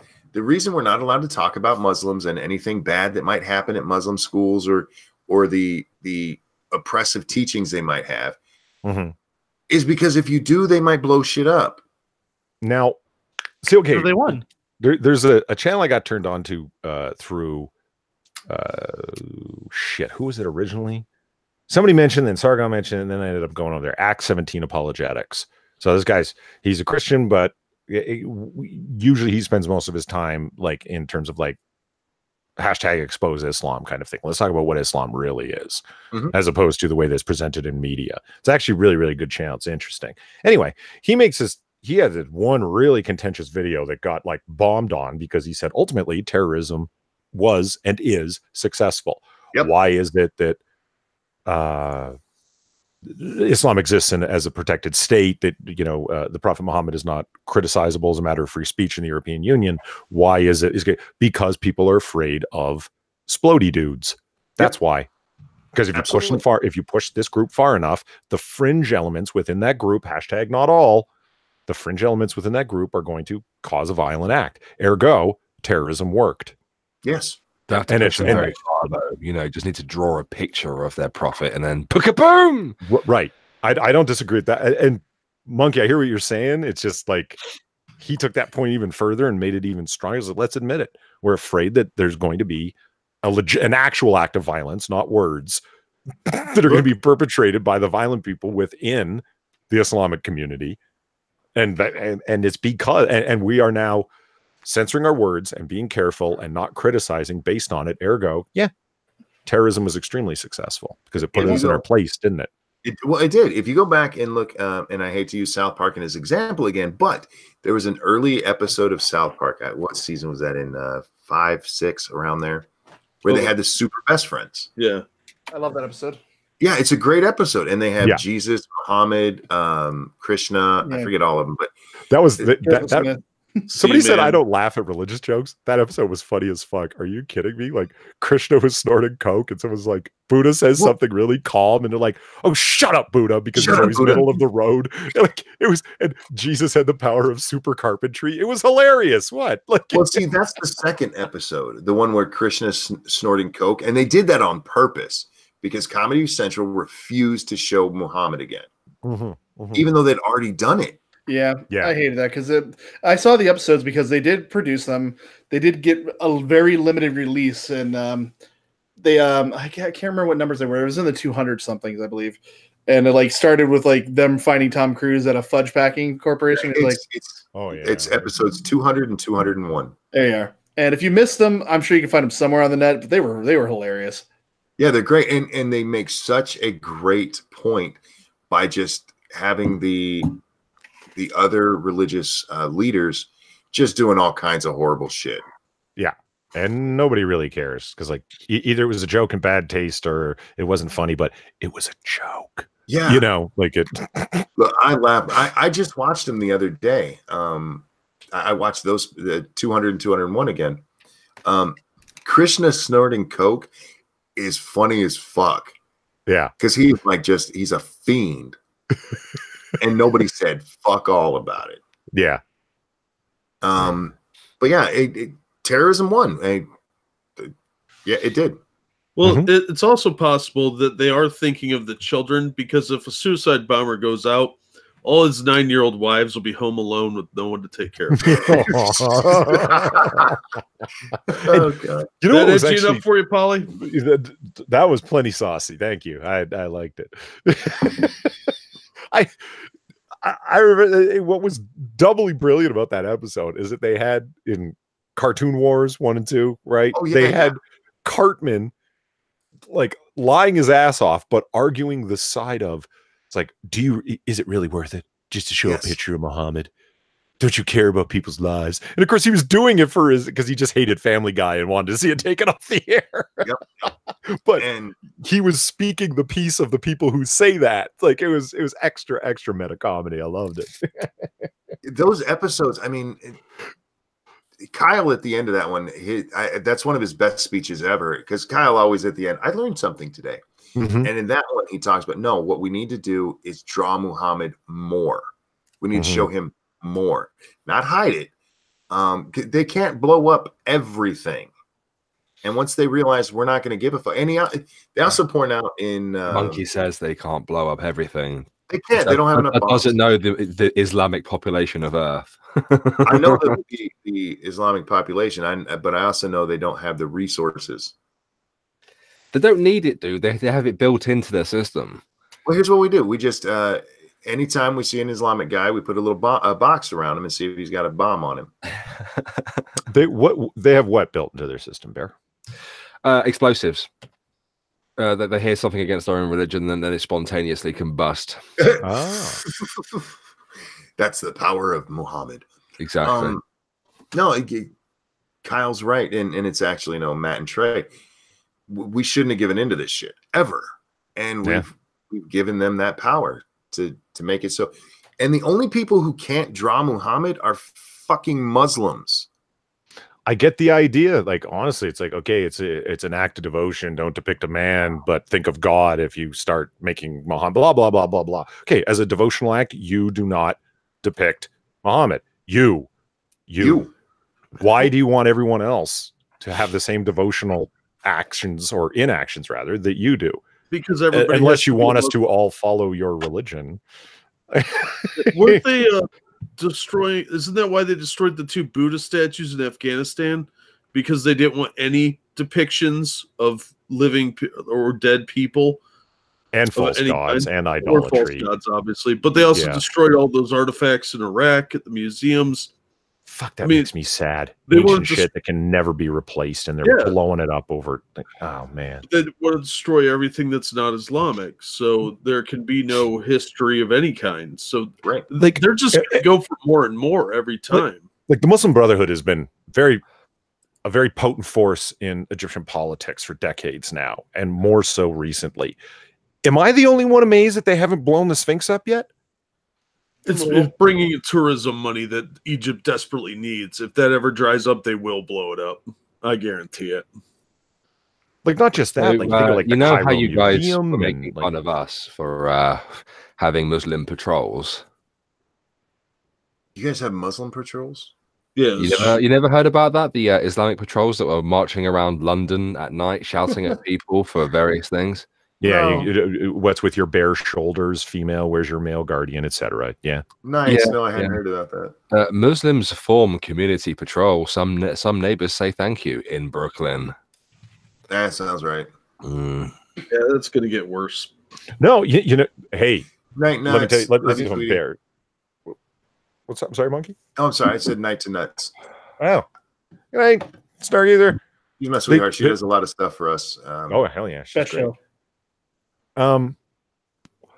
Yo, Bear, like, people like crack that joke, but Jack and I talked about this a whole bunch of times. It's like, no, like, anything that you're talking about in the UK as bad, like the people bust balls and like, look at these people, they're under a caliphate, etc. They're knuckling under. It's like, yeah, you don't think that's coming here? You don't see the fucking trend?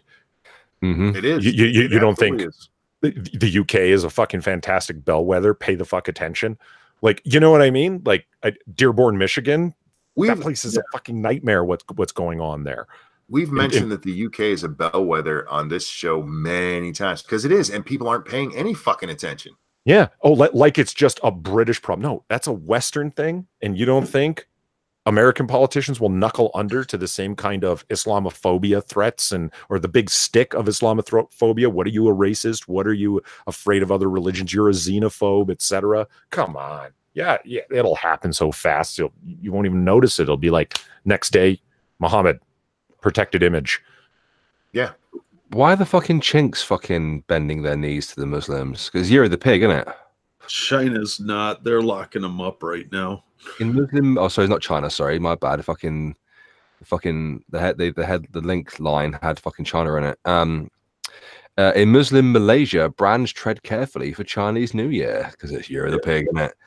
Oh, yeah, Malaysia's got a real big Muslim population, almost as big as Indonesia's. Yeah, percentage-wise. Like, there are more Muslims in Indonesia than there are in any Middle Eastern state, if I remember my statistics on that. RJ says I make fun of Islam. So do I. The problem is nobody talks to me. Nobody cares what I say. Damn it! Nope says, "Hey, no commie tonight." No, we don't have a commie tonight. No, like I thank you for the donation. I hear you, like Monkey. I know you don't shy away from the issue, but lots of people, like on YouTube and shit, people crack jokes about it. They're like, "Oh, look at Britain. They're fucking total cucks. They're bending over," and it's like, you don't see it happening in we are too steps and slides here. I do. So what are you fucking talking about? Like, it's a them problem. Like, for fuck's sake, Ilham Omar's been out there saying fucking anti-Semitic shit for weeks. And the fucking narrative in the press is, how dare they make fun of this Muslim woman? Yeah. I'm like, are you fucking kidding me? Yeah. And it's a cause célèbre too. It is, yes. Will Smith sending out tweets with the things that are going on in this country and the way Muslims are being treated. I might just have to run for president. And I'm like, Jesus Christ, Will Smith. Like, what the fuck?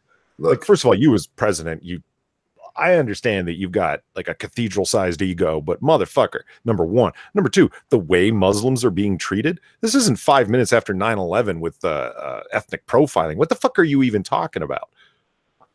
Yeah, look, I have no problem with Muslims living in the country as long as they abide by our laws and embrace our culture. But they can't and stay Muslim. Sorry, those don't go together. They just make such strange bedfellows, SJWs and Muslims, don't they? Like, they really do. They fucking really do. But they're useful to each other for now. Right. It's right. When they cease being useful that things will get messy between those two groups. And who wants to see the point when those two start beefing with each other? Because it'll be so far gone that there already will be protected status. It'll Birmingham, for example, Muslim mother, standing outside a school that had a LGBT anti-homophobia course on, protesting that shit. But didn't that like just there was a article in the paper and then just kind of went away? Oh no, it's been followed up by the Independent this morning. So oh, nice, yeah. Over here, the coverage was we got one article about it and then nothing since. Oh, sorry, a few days ago. My bad. And Dina B brings up the like, look at the Women's March. Yeah, of course. And look at the coverage of that stuff. It's like supposed anti-Semitic, reported anti-Semitic, like so soft. The treatment of it. Moving on. Like, you know what I mean? It. Real quick, I want to ask you about this, Bear, because I've seen it a couple of times now. Is Jeremy Corbyn anti-Semitic? Yeah. Well, the reason I ask is because he just had a phone call with Alexandria Ocasio-Cortez, and a lot of people are like, she's Jewish, you know.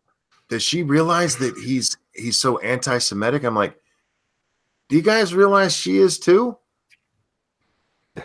I wasn't sure about him because I that's what I have you for, Bear.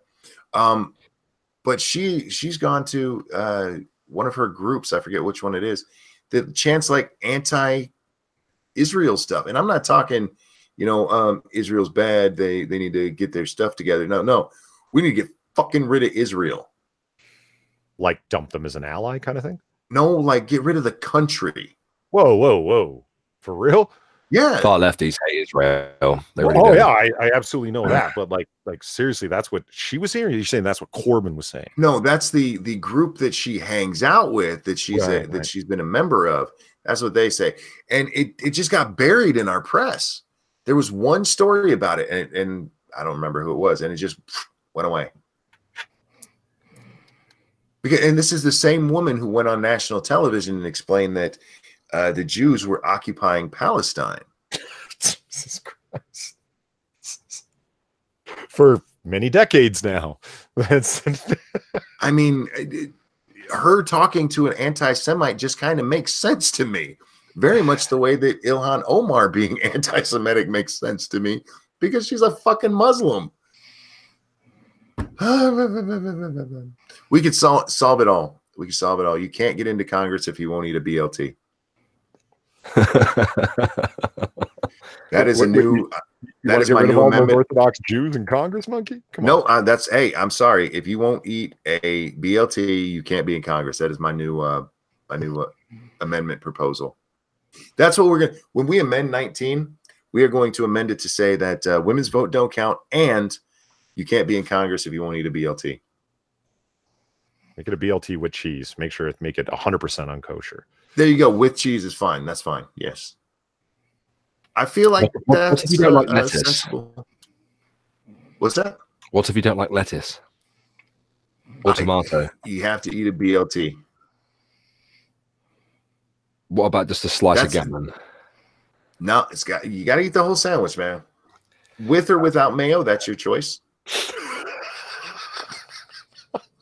That's the whole thing is so forced, but the mayo, that's totally up to you. Stop that, asshole. This is serious. The 19th isn't. Hey, look, I'm trying to fix the problems in this country. Problem solving. Quit judging them. I am, yeah. I'm a problem solver. It's what I do. Yeah. Matt of Winter asks, has Palestine never existed, or is it a made-up country? Wow. That's not a heavy-duty question for a lighthearted stream. I mean, I could answer it, but I don't think anyone wants to hear me talk that long. Well, the short answer is it's never been a country. Correct. In the modern Westphalian sense of a state, no, it never has been, ever. It was an area, kind of like saying Mideast. It was just a giant area. No, it's never been a country. Like Narnia. Yes, like Narnia. or Wakanda. It is very much like Wakanda. Except for they don't have a cool salute. Mm. Their salute is lighting themselves on fire while they have bombs on them. Palestine is a regional name. Yes, exactly. Excuse me. Yeah, like Narnia. That's what I said. Jeez, yeah, pay attention, Mr. Monkey Lint. It is the emotional voting that is opening the door to the Muslims. See, I fix everything with that, Faithless. if we take my 19th Amendment proposal, we could fix this Plus the country in a BLT heartbeat. provision. Well, that's part of it now. Yes, you have to eat a BLT to be in Congress. You don't have to eat a BLT to become president. You have to eat an actual slab of baby back ribs. You know, I'd eat it, but I wouldn't like it. That's all right. I mean, no one said you had to like it. You just have to eat it. Right. I'm willing to eat it. I just don't like BLTs personally. But I'd choke it down. It's no big deal. You know. I'd eat it, but I wouldn't like it. That's kind of how I feel about like Lena Dunham. No, thank you. I'll stay away from that porker. I find that hard to believe, Monkey. Come on. That is a very unattractive girl. I mean, she just is. I'd eat it. Really? Yeah, why not? I don't know. Cottage cheese? Well, she's not going to have it there. You don't know that. Nobody has cottage cheese. She's pretty fat, so that's only in the thighs and the butt. Come on, man. It's more like a cold cheese toasty, if anything. Look, I've seen a lot of pussy. I've never seen cottage cheese pussy unless it was like in one of those disease books. Like, this is what happens when you get the clap. Yeah, never look in those books. Fuck. Well, I was young, and somebody's like, "Look, they got dirty pictures in here," and like, "Oh my god." I never want is like Muzzy confirmed. No, I said I would eat the BLT. I just don't like tomato. That's really the thing. A lettuce and bacon sandwich, I'm there. I just don't like uncooked tomatoes at all. I don't know why. They're slimy, man. They're kind of gross. They have weird texture. They do. But see, that's part of eating the sandwich is if there's parts of it you don't like, an American would push through. A real American would push through and eat it. Yeah, I'd deal with it. It's not. Yeah, see, we can put some sugar on it because that's what Americans do. See, there's a part of me that thinks Jeremy Corbyn deserves to be prime minister because he once had sex with Diane Abbott. I mean, he made massive sacrifice there. Let's be honest. I got to ask you, Bear. I saw he was in the news yesterday, and there was a bunch of things about some black girl behind him. Telling him what to do and having to have him sit down. Did you see the videos? I did not, no. Well, then I can't ask you about this. Oh, well. I'm curious, Bear. Hang on. Sir, Dax, you are in charge, my friend. Woo! What is the Corbyn's party is Labor, correct? Yes. Okay. Does Labor have anti-Israel positions like in any way, like or is it just like things that are said and vibes and the general, like certain anti-Semites they might have in their party? Like where is that coming from? Because I've heard it repeatedly. They're anti-Semites, specifically Corbyn. Where's that all coming from? It's all coming from within the party. It's not policy. Okay. Yet. That's where the accusations of anti-Semitism and bullying come from. There are people within Labour Party who obviously aren't happy with the bigotry and the bullying, because there's a lot ever since the Marxists fucking took over the front bench. There's been lots of accusations of bullying. Even Chuka Amuna, the fucking weird looking cunt, has even come out and said there's a lot of bullying in there. So, okay, yeah, and somehow that made it out to the news media, or yeah. Okay, so it is bandied about in the papers and stuff, or is it not? Pardon? Like the anti-Semitism problem with Labor, like, is that talked about in newspapers, or is this like a YouTube, Twitter conversation? Oh no, it's talked about in the newspapers. Yeah. Okay. They themselves have quite a problem with the mainstream media. So much so that Jeremy Corbyn created a separate policy that he probably put in place to replace the BBC, which is supposedly basically is exactly the same fucking thing, but it's not horrible to the Labour Party. And it's funded by, well, he reckons it's going to be funded by taxing the Silicon Valley type corporations that sit in the UK, which isn't going to happen because they're just going to fuck off. That's weird. I would have thought very vocal, let the government fund everything, meaning let the people fund everything, would have just said, no, we'll shut down BBC and then reconstruct it with taxpayer dollars. That would have seemed more socialist. He didn't specifically. I can't actually remember whether he said he would shut down the BBC, but he did want to create a separate entity that was basically exactly the same thing, but wasn't horrible to the Labour Party. I mean, he's trying to sell it as, you know, a non-biased kind of, you know, journalistic organization, but it won't be. So, where do you stand on that? Like with the BBC licensing fees, the whole 9 yards. Get rid of it, privatize it. Yeah, all of it. Privatize a lot of it. It's a waste of fucking money. I mean, I'm biased because I'm not watching BBC, right? But the stuff you hear about and their political bent is so fucking obvious, it seems. But maybe that's just a bunch of biased YouTubers talking. I don't know. It really depends on the show that you're watching. And it depends where the show is located as well. Like things like BBC Question Time tend to be very left-leaning. Like you can see it in the audience. You know, it kind of feels like they were cherry-picked, you know. And then other times it doesn't really feel like that. If it's created by BBC Three, it's very left-leaning every fucking time, 100%. But there's a show that goes on after Question Time called Week Politics or some shit like that. I can't remember what it's called, but it doesn't feel as biased when you watch it.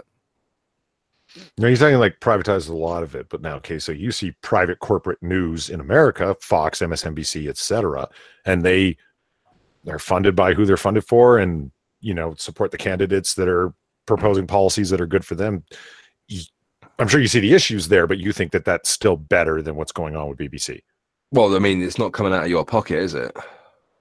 That's true. It's true. And these you don't have the government making threats against your person if you don't pay it. Also very true. Yeah. You know, I mean, we all know the BBC's a piece of shit and biased as fuck and very selective, but you know, it's still worse because, you know, when you're paying for it, it really chaps your hide. Yeah, exactly. Yeah. Whereas with CNN, you're not paying for it. Yeah.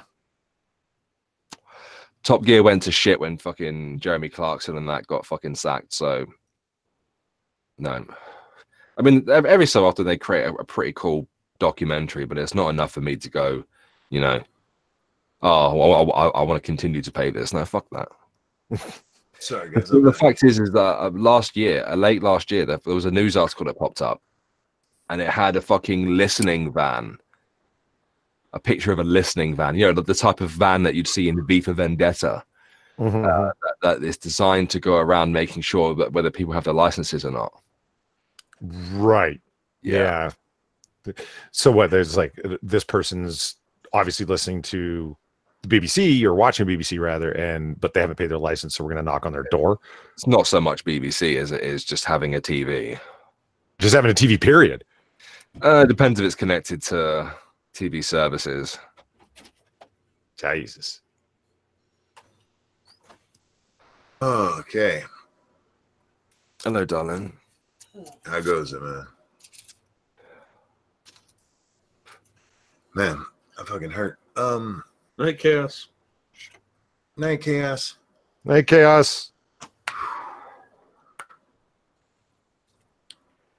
Oh yeah. So the Chaos Eve, awesome that she is, showed a giant Discord that she created for us for comic book curation. You should see it, Jack. Nope, sweet. I'm good. Fuck Discord. I know. I know you feel that way. Thank you, Chaos, but I won't be in there. You should see the work that she put into it. All like the names and the rooms are all organized and everything. And like she's just like, I think you guys are doing great, and I really like your show. So here, you guys should try Discord. So I set it up for you over the past week, and I'm like, damn, holy fuck, look at all this work she put in. Yeah, Chaos. Did you guys see the news about Discord? Don't think so. They're being investigated by the FBI. For? Money laundering. Huh. Oh, dude, I thought it'd be something to do with kids. Well, that's a sub story about it. They're looking into child porn and human trafficking. But for the most part, yeah, it's mostly for money laundering, and I'm not sure how they're doing the money laundering stuff. I don't think that they made a whole lot of money. Probably transferring Bitcoin or something. I hope they don't shut it down because people like using it. But the site is, and plus there's Stacy. Holy shit. It's one of those things. The site itself gets a lot of shit, or the service, I guess. The service isn't the problem; it's the users. I mean, it's no different than if Twitter just let people put nasty shit up. They've had their own problem with child porn. They don't get called out for it as much. Yeah, but this is a bunch of filthy gamers. Yeah, damn gamers. It always seems easy to do it with the gamers, isn't it? You know, I don't. Gamers and gay ops. Yeah. Oh yeah. Let's have a Krasenstein update. Because we love the Krasensteins here. They're good people. I mean, are they? Look, if you want your money stolen from you, I don't think you can find better guys. That's right. Ed Krasenstein sent this tweet out several weeks ago. An older Republican lady told me, "You must respect the office of the presidency." I responded, "The greatest respect anyone can give that office is to defend it from the disrespectful man who currently occupies it." She smiled and walked away. And everybody golf clapped. Exactly. Like that's a hashtag this totally happened. Yeah. I can't believe, I mean, and there are a ton of people who are loving this tweet. Like that shit, no fucking way. Have you heard these two little pussies talk? Yeah. There is no way they would ever stand up to anyone in person. The greatest way that we could ever respect that office. Like, come on, man. That old lady would have kicked your ass. She'd have beat the fuck out of you. Like, I knew that those guys were, you know, tiny sticks of soy, but to see them and hear them, God. Monkey, it wasn't a revelation. It was a confirmation I didn't know I had been waiting for. You know what I mean? Yeah. Holy fuck those two. Well, I was expecting, because Ed, at least, he has that, you know, in his profile picture, he's got the glasses on. He's trying to look all badass. Yeah. I was expecting at least a little bit more butch. They sound like puberty missed them. Mm-hmm. And I honestly have a feeling they're like 5'4", like with the way they work out and try and like overcompensate and shit. Oh, yeah. They're overcompensating for something. Monkey. Yes, sir. Vanilla Bear and I watched Venom last night. I saw you said that in the chat, and I meant to ask, what'd you think? I wanted to ask you what it is you disliked about it. I put it in, and I started the movie, and I stopped disliking it when I turned it off. It was bad from beginning to end. One, if you know the story of Venom, it doesn't even come close. I understand without Spider-Man they had to make some changes, but they totally changed they changed everything. You have the bad guy in the movie, the symbiote that becomes the bad guy. He in the comic lines, he's actually Venom's kid. He's not some ruler from another planet. Riot. Right, yeah. Eddie Brock is supposed to be this. Eddie Brock is not somebody who tried to do something good and it blew up in his face. No. He's a dick. He's a fucking dickhole. They made him way too sympathetic. It's cheesy as fuck. It looks like an 80s attempt at making a superhero movie. The only thing that I would say is good is the CGI with the symbiotes is okay. The fight between Venom and Riot at the end in front of the rocket, I thought the CG was a bit Yeah, there were parts that were like, yeah. It kind of looked like the old monster fights from like 1940s, 50s films. Yes. In some bits, kind of like when they knocked each other back and then they would try to get up. That's just a bit but I liked it overall. I thought it was all right. Well, excuse me. The other problem with the fight scene is they went the Michael Bay route, which too many people do when they're having these fight scenes. It's like, what the fuck am I even looking at? Hold the camera still, you dick. Shaky cam to the point where you can't see what's going on. Yeah. Yeah. Like, I think Venom just hit him. No, wait. What happened? Oh, fuck. I don't care. Especially when your fucking protagonist is all black and you start shaking the camera. Oh, and the villain is all dark gray. Yeah. Like, I can't even tell what the fuck's going on. I thought he was more sandy. I think it's been said before, and I think it's probably true. If you're not a fan of the comics to know like where it all came from, you can probably enjoy it a lot more. Yeah, I was never into the comics. Yes, I love the comics, and Venom is my favorite bad guy they ever created. It was fucking awesome. But then, I mean, what they did to him is, it's just not Venom. It's just not. I do think the story plot is a little like Spider-Man. It kind of is like Spider-Man, but it's not like Venom. The problem with Venom is you have to have some really good writers to make Venom matter without Spider-Man. Like, good luck. The whole point of Venom is not a bad guy, although he is psychotic. Like, he's not out to harm anybody but Peter Parker. Like, that's he will harm reason for being is he will harm people he thinks are bad. Yeah, but he has a weird sense of but that makes him an anti-hero, not a bad guy. You see what I mean? Like, he's a very particular character that only has a certain shelf life unless you get really creative writers to have it make sense. And they ran a separate comic called Venom where they tried turning him into an anti-hero. And it's not that it couldn't have worked, it just didn't work there. I think what they should have done, and I've said this before the movie even came out, don't deal with a fucking origin story. Just don't deal with it. Yeah. I mean, if you have to, just do it in quick flashbacks. You don't have to have Spider-Man there because there are stories you can do with Venom without Spider-Man. Yeah, they would have been better off like saying that they're getting away from New York to escape Spider-Man. Yeah. Or something like that. And just already start him with the Venom costume. Yep. And then go from there. Like, these new symbiotes show up. That would have been a much better story, in my opinion. I didn't like how simplistic Venom's character is as well. Oh yeah, he just decides that he likes Earth now, and then he wants to fight for it. It's like, yeah, Venom is a pussy. They turned Venom into a pussy, the symbiote into a pussy, and that is not Venom. He's like, oh my god, Riot's here. He's gonna kick my ass. I'm kind of a nerd on my own planet. Like, oh my fucking god. Yeah, I was a bit like, Yeah. So seemed right. I mean, but I mean, like I said, there's people. Monkey, I need to go, mate. I need to drive the children to school. So enjoy the rest of your stream, mate. And take it easy, bud. We'll see you later. Bye. Thanks for coming. See you, Bear. No problem. Bye.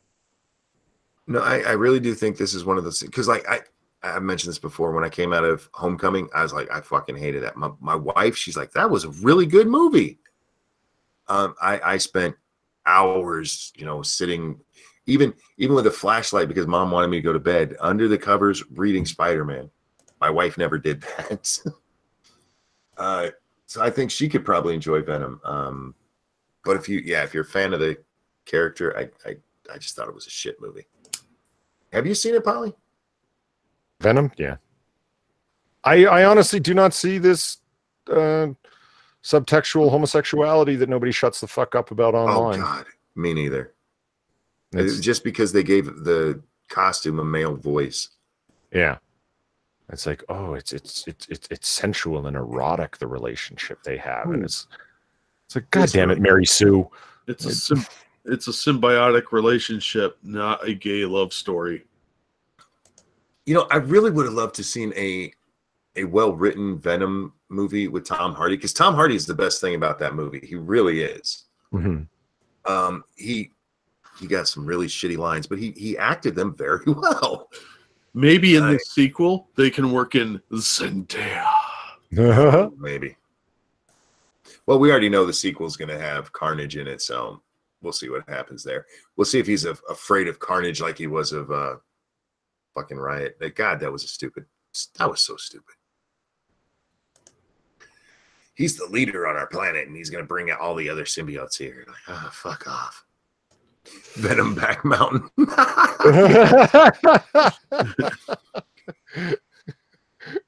Most movies don't have origin stories. You know what? I really wish comic book movies would get away from the origin stories. Yeah, I've been saying that for years, man. It's just I think that's just corporate thinking. It's like, it is. Well, the average popcorn munching, drooling retard won't understand what's going on if it just screams corporate thinking to me. It's like, no, they'll pick it up. It's fine. Seriously. It is. And that is a big problem with comic book movies for me.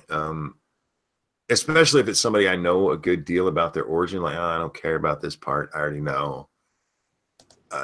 You can skip ahead. You can jump right into the action. And if you have to, give a little bit of dialogue to tell, what happened. And then move on. Just move the fuck on. They're talking about doing Black Cat and Silver Sable. Silver Sable, yeah. I don't need. Do you know how it's just going to be nothing but backstory, and it's going to suck because they have 2 backstories to do. You know what I think is really going to suck about it is, like, I'm a big fan of the character Silver Sable, and if you watch Comic Book Curation on my channel, I should throw up the link. I've pitched her comic. I think she's kind of like a good ancillary character. And when they ran her own series, they needed to like expand the Wild Pack, like her group of mercenaries that she works with, and her background from Samerica. I've never known how to pronounce her own country. I don't think they're going to do that. I think they're just going to make her a femme fatale assassin running up walls with CGI type bullshit. And there's going to be a quasi lesbian relationship between them because, ooh, titillating. That's, I'm okay with them being lesbians. Especially if we get a nice lesbian scene out of it. We won't. I know we won't, but hey, I can dream, man.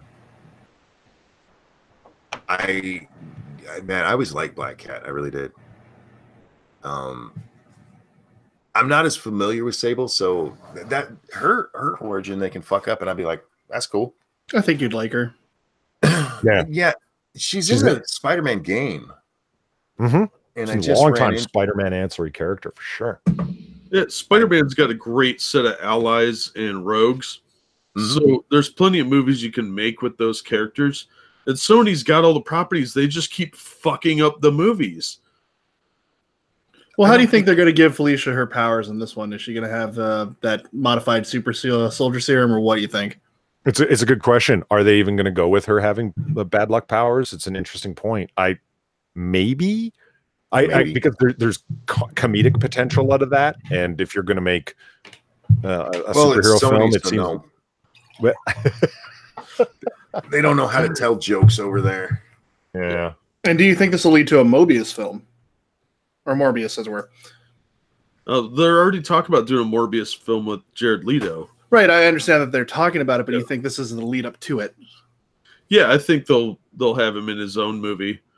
Do you think he'll show up in this movie as a human version? I think they'll do his own origin movie. Because they seem obsessed with it. So they got to screw up a lot of movies, not just 1 or 2. All properties must be tanked. Yeah, that's what Sony's good at. It's weird that Sony can't. I mean, they have a script already. Mm-hmm. I get that they want to Hollywood it up a little bit. You always have to have, a love story in there for some fucking reason. No, you don't. Yeah, exactly. No, you don't. In Sony, you do. Sony movies, they've done it in every fucking one of them. And you don't have to do that. You don't. I agree with you guys. I mean, we already got Lady Venom. Are you fucking kidding me? Yeah. In the first fucking movie? Really? Like, it's like, well, but you need to have a romantic blah, blah, blah, blah. Yeah. Avengers really was lacking for that romantic interlude between two of the characters. I mean, what a terrible failure of a film that was. In my opinion, the worst part of the Avengers is that quasi relationship they were having between Hulk and what the fuck Black Widow. Black Widow, thank you. Like, I don't need that. I don't need her to be talking to him all sweet and say, "No, baby, take it easy. It's okay." And I'm glad they got away from that shit. I really am. The thinking just came along after a while. It's like, what are we going to do? Well, I got to have a romantic lead, because Hollywood, they have a problem with creativity for like the past 20 years or more. They have a formatting problem. They're addicted to the format the same way porn industry is. Yes. That's why amateur does better than professionally made porn, because it's more spontaneous. You don't just have blowjob, cunnilingus, sex, finishing shot. No, that you got to mix it up a little bit. Maybe go a little ass to mouth or something. Oh, you never go ass to mouth. In the heat of the moment. Well, in porn you can, because you can cut it and clean that off. Yeah, exactly. And you got to spice it up a little bit, sexy it up. And that's why when you watch corporate porn, you can tell right away the specific type of lighting, the camera angles. It's all predictable. The giant fake titties. Yeah. What's wrong with real titties? Nothing. I like real titties. Yeah. Well, that's what I mean about like these, like Sony has the same problem as corporate porn. And it's why their movies keep failing. People are tired of that formula. They've been doing it for too long. Work. They force it in. I mean, there's certain movies that can be written that way and they can work, but they force it in. Yeah, they can't get out of the mindset, and that's what's killing them. And it's killing Spider-Man, and it's killing me. And you know what? Homecoming, I still think Amazing Spider-Man, the original one, was the best of the Spider-Man movies, and I know I'm alone on that. What, the Andrew Garfield one, original one? I mean? Yeah, the first Garfield one. Yeah. You know why you like that movie? It was the first episode of the animated series made into a live-action film. It was. Yeah. Fair enough. I liked it because I don't know. I really hated Tobey Maguire as Peter Parker. So did I. Yeah, he was not Peter Parker. Horrible. Yeah, he was just absolutely awful. And then in 3, when he did that fucking dance, oh my god! Whoever thought that was a good idea needed to be fired. 3 was terrible. Well, he was evil, you see, and they had to show that he was like, breaking loose with his little emo boy hair and everything. It was so bad. Yeah, it really was. I like that he slapped Mary Jane. That's funny. Oh, fuck. That whole goddamn... Oh, yeah, and Gumby there is Mary Jane. That was... Jesus Christ. Hey, she's cute. Well, I just happen to disagree. She can be cute. I mean, she's not, like, fugly, but she's not... She's not Mary Jane. That's she's not a fucking supermodel. Yeah. Well, neither is the MJ we have right now. I know. They haven't got MJ right. That's Maria Juarez. It's different. They haven't gotten MJ right yet. Not yet. And they won't. Nope, because she's too girl next door. Perfect. Yeah. Now, if you want to see a good Kirsten Dunst movie, watch Drop Dead Gorgeous. I don't, I've never stopped and went, I really want to watch a good Kirsten Dunst movie. It's got Ellen Barkin, Kirstie Alley, Denise Richards, Will Sasso from Mad TV's in it. Lemons. God, how old is this? It's a lot. Mid to late 90s, I think. Huh. It's about a beauty pageant. It is fucking hilarious. You know what I bought today? I actually watched The Naked Gun this morning, laying in bed. Nice. And then we went to the store, and as I was watching, I was like, man, the only place I have the Naked Gun TV show, Police Squad, is on video cassette. On like, man, I really wish I had that. And I went to the store, and I bought all 3 of the movies again just so I could get the 6 episodes of the TV show. You just like Anna Nicole Smith in the last one. I hate the 3rd movie. I think I've watched it twice. But the first 2 are excellent, and I watched both of them today. The 3rd one was 33 1/3. Yeah. But you know what? OJ killed it. He killed something. Well done. You know what I think is an underrated Zucker Abrams film? Airplane 2. Nobody ever talks about it. I love Airplane 2. Airplane 2 is funny as fuck, and it's got the Shat Man. I mean, spoofing his role as Kirk. It's hilarious. Like it's not as good as the first one, but it is good. I love it.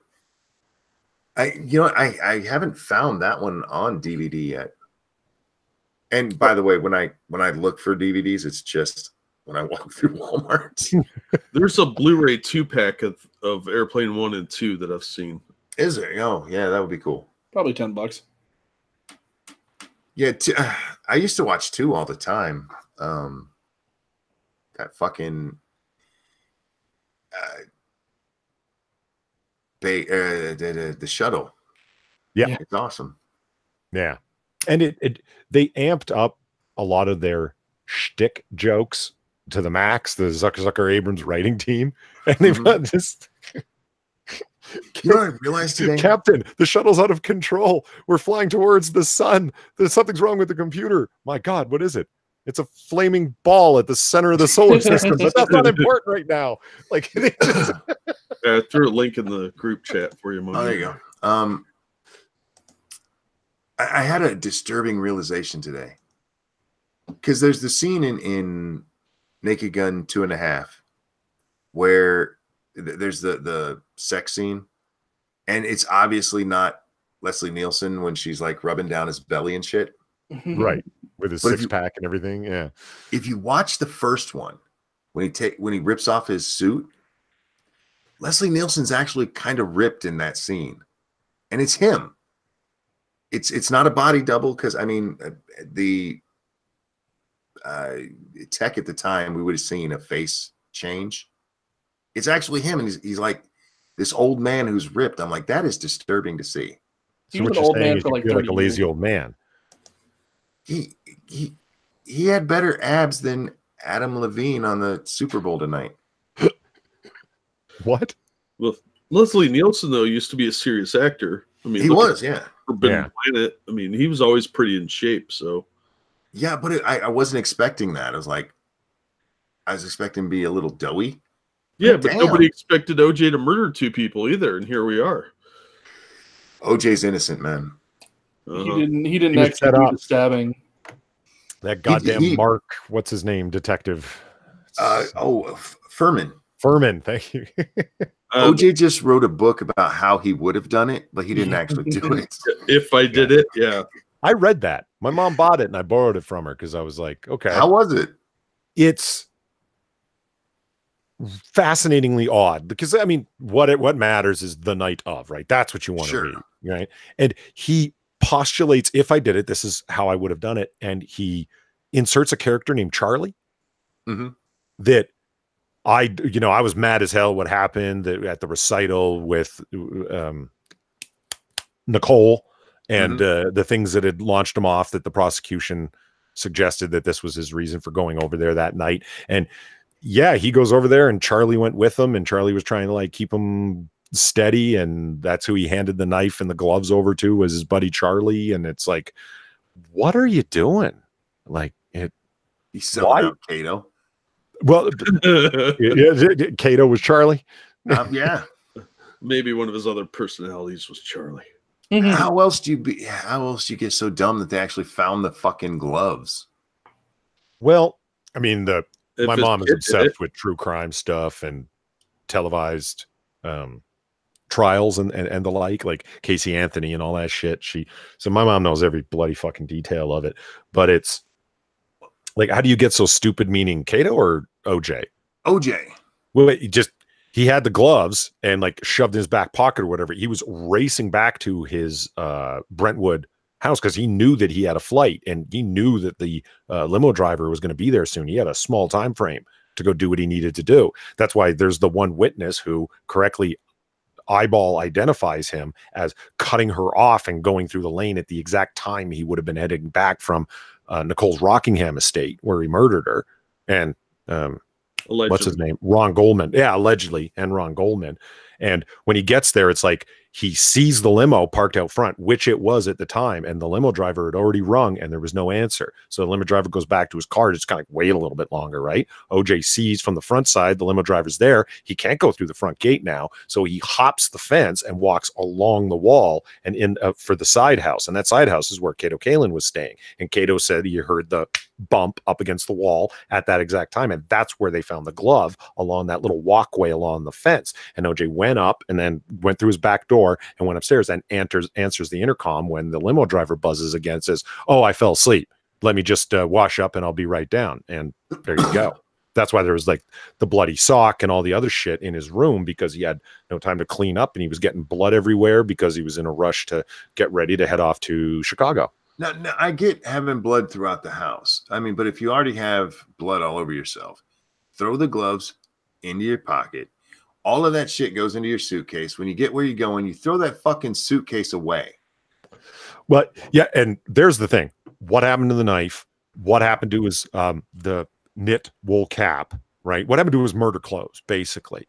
And then there's the question. Did Kardashian dump it for him? Because Kardashian was seen dumping something into a public trash can later, like Kim's father. I mean, you know, it's like what happened to his murder materials? They were clearly dumped at some point, because there was never a knife found. There was never his knit cap found, or his shirt that would have been soaked in fucking blood if you saw the crime scene photos.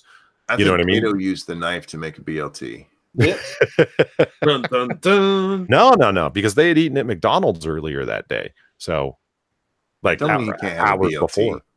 Yeah, there's always a BLT is like ice cream. There's always room for it. It's more of a snack than I a really meal, want a BLT, man. No shit, you do. You seem to bring it up to the weirdest things. So yeah, go ahead. I remember the whole OJ thing. I was actually the last day I was in the hospital for my pneumonia was the day that they cleared him, and I remember all the shit. They're like, "Oh wow, everybody's losing their fucking minds." I was in middle school when that verdict got rang out, and they took an entire school-wide poll of, do you think he's innocent or do you think he's guilty? Only me and one other chick knew, well, at least that we determined that he was going to be found innocent based on what they had, and everybody else picked guilty. Really? Yep. He should have been found guilty. He should have been, but we knew that he wouldn't, because there was just too many holes, and the defense attorneys were on their point. The judge was an idiot. He was also a fucking retard. That judge was a moron. Did he ever? Lance Ito. Did he ever allowed cameras in there? The fuck is wrong with your head? I mean, one of the biggest mistakes right there. And the claim is like, when you look at Ito, is that he was as much of an egomaniac as Johnny Cochran was. Yes, like yes, he was. He was looking to promote himself, and though he was sitting there, it's like, this is the trial of the century, and I want to be the jurist of the century, you know, that kind of thing. And it, fucking hell, Lance, like, bet you regret that decision now. I love the Mad TV sketches where they would do Marcia Clark, and she was just like, she was nuts, and she put makeup, like her lipstick all over her mouth and all around her cheeks and shit, because she came off as a little bit batshit crazy. I forget the name of the other her co-prosecutor, the black guy. Yeah, he was oh shit, his name's fuck was his name? Now I'm gonna have to look it up. Darden, Christopher Darden. Yes, Darden. Yeah, there you go. I've had to hear about this for years from my mom. You don't know. It's an interesting story. I mean, especially the fact that he fucking got off. There's no way he should have got off. But welcome to the U.S. justice system, right? Well, I mean, how much of it really came down to the glove thing, and the jurors talked about it a lot.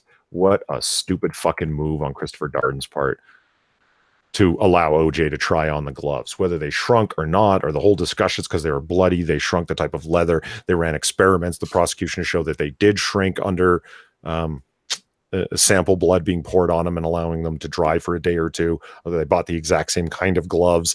I mean, Jesus Christ, there were custom gloves that were bought for OJ using Nicole's credit card in New York, and there was only like 50 pairs of them in the world. What are the odds that one of them would have been shown up in Mark Furman's hands to be able to toss with Nicole and Ron's blood over the fucking fence? I mean, Jesus fuck.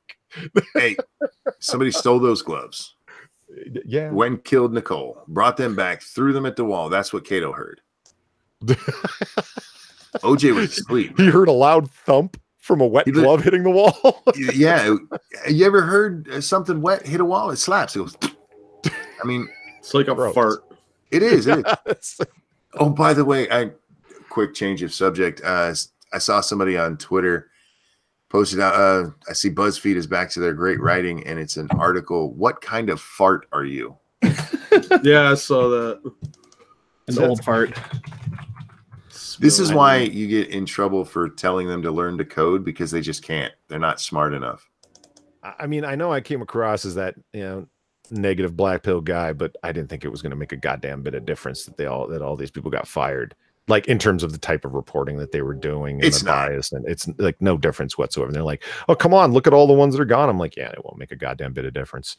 The corporate culture that was there that allowed them to be acting in that way is still there. Yep. So, come on. It's not like the editorial staff has changed. No, it hasn't, and it's going to be the same kind of nonsense. It's just smaller. It's just smaller. To be fair, Tim Pool was asking for people who got fired from there to hit him up, so he can show them how to do investigative journalism.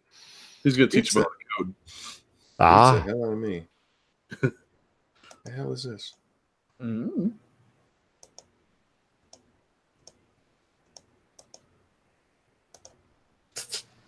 You sons of bitches. I am not. Maybe. No, not you. Oh, that's Polly then. The OJ trial was not the trial of the century. The real trial of the century happened in 1929. What was the anarchists? No, the real trial of the century was James Howard Snook. Who the fuck is that guy? He looks like a child monster. He was a gold medalist in pistol shooting. You know what he did? He beat his girlfriend to death with a hammer. Nice. RJ says, "Can we tell BuzzFeed to fuck off?" I think they got that message. Yeah, and they got seriously salty butthurt over it. Holy fuck! I can't believe. You know what? That's something I hope maybe I'll find that Rogan thing and ask about that. I want to know why people got fucking banned off of Twitter for telling them to learn to code. It tells you a lot about like-minded media, doesn't it? It does. All day long, you can go in on white folks, you can go in on Jews, you can just go on and on and on about all sorts of fucking shit. You can send out butthole pictures and basically run your escort business off of fucking Twitter. I've seen people do it. You know what I'm saying? But learn to code. That's intolerable harassment. And again, This was just after the Covington thing. Right. And I forget the name of that guy, but that guy who actually reported Uncle Shu for his, if you see a red hat, I want you to take a shot at it. Yeah. That's not against the rules. I'm like, are you out of your fucking mind? Where I come from, to shoot someone means to punch them. Did you read that? His response? Like, it means to punch. Like, you bullshitting piece of you fucking fat. It's not even a good lie. You could have been like, I meant take a picture. That would be a better lie. And what kills me is that he said that in response to someone, right? So he writes it that where I don't know about you, but where I grew up, blah, blah, blah. Yeah, because he's came up the hard way from the streets, right? It means to punch somebody, you pussy. And it's like, you're calling someone a pussy when you're pussing out like that on Twitter for everyone to fucking see. You're not man enough to like own your words. And don't forget, he was telling other people to do that because he ain't man enough to do it himself. Fucking piece of shit. But Twitter's like, there's nothing wrong with this. So apparently, if people would have told those kids to learn to code, that would have been horrible. Like I said, it tells you a lot about media like-mindedness on certain issues, Well, this is when Rogan did bring this up to him. He's like, there were people calling for their docs, and he had been talking about how, Dorsey had been talking about how the number one thing is safety, and doxing is horrible. I'm like, well, how do you justify those two things? And you know what, guys? Rogan did not push that, which is fucking sad. Like doxing is about safety, and it is. like Kathy Griffin, I want their names. I want their parents' names. Yeah. You know, and you know, we showed it on Monkey in the Morning. Remember, Monkey, we were joking about it, the grid of all of the pictures, kids, like all the pictures of all the kids' faces. We want each one of these motherfuckers' names. Some cocksucker went through the video and found the best resolution image of each one of those kids' faces. Every one of them a minor, and it's about safety, huh? Yeah, indeed. That was, man. You're a cocksucker, Jack. I got fucking 7 days for saying somebody was as sensitive as a clit. Kathy didn't get shit for calling for a dox because it's, according to Twitter that day, calling for a dox is that's not against the rules. Well, it's only same as providing docs or whatever the fuck. Yeah, I mean, only if you do dox is it actually a problem. And some animals are more equal than others, Monkey. You know this. Celebrities are better people, so the rules are different for them. I don't know.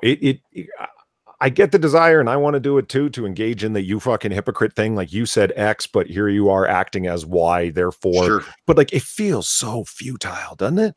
Like it just, we know what you're doing. We know why you're doing it.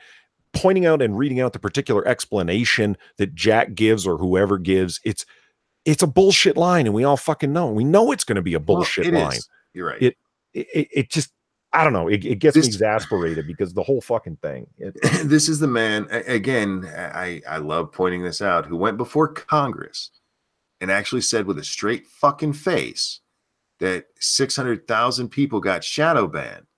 They were all conservatives, but it was just it was an accident.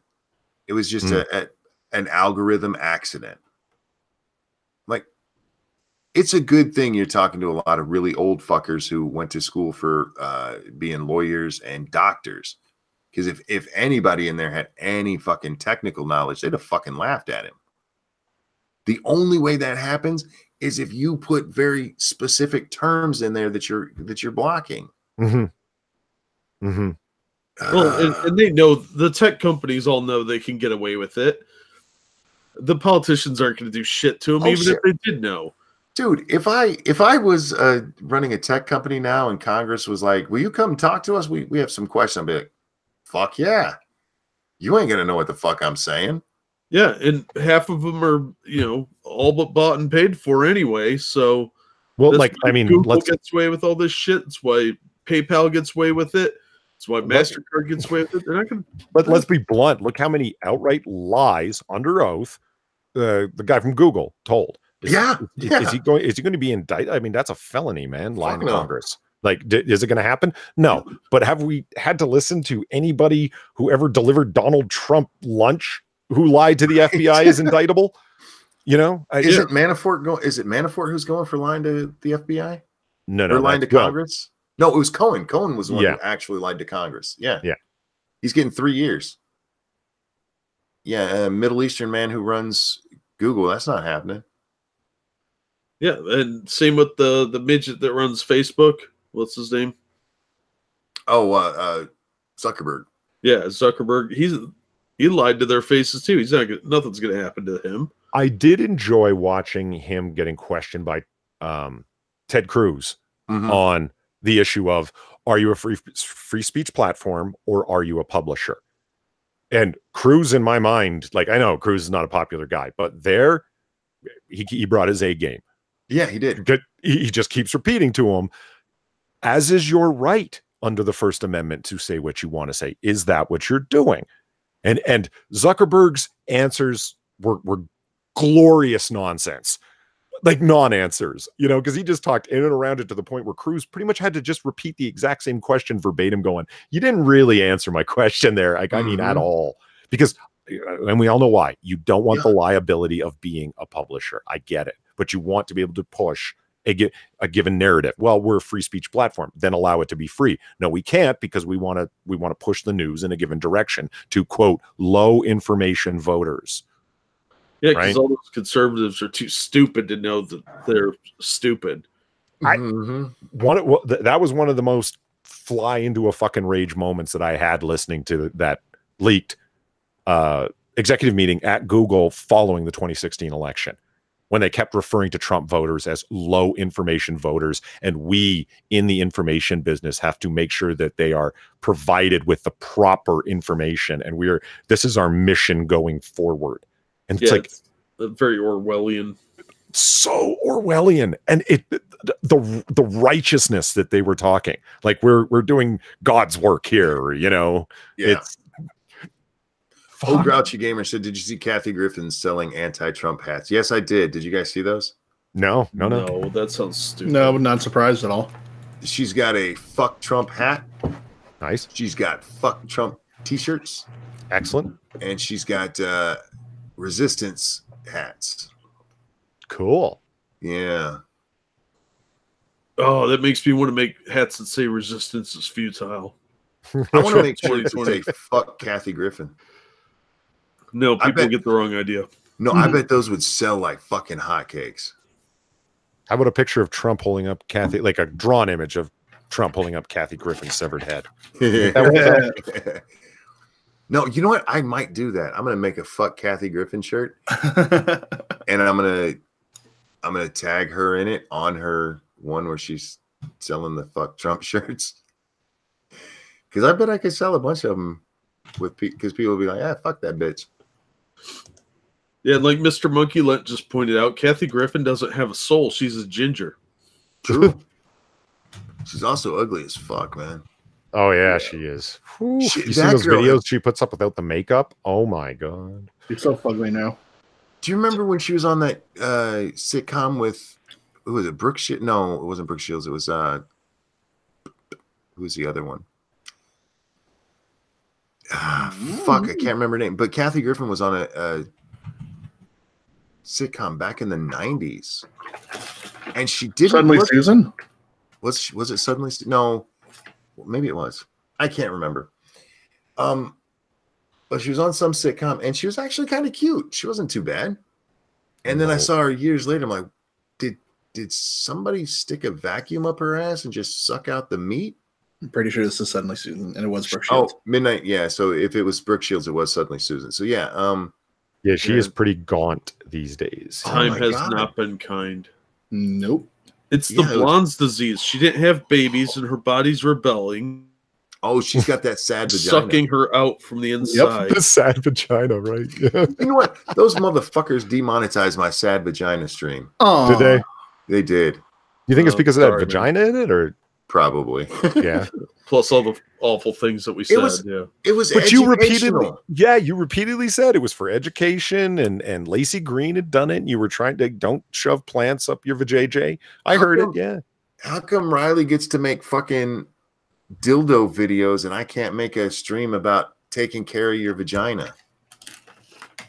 I'm trying to help people out here. YouTube, you're hurting women, and I hope you understand that.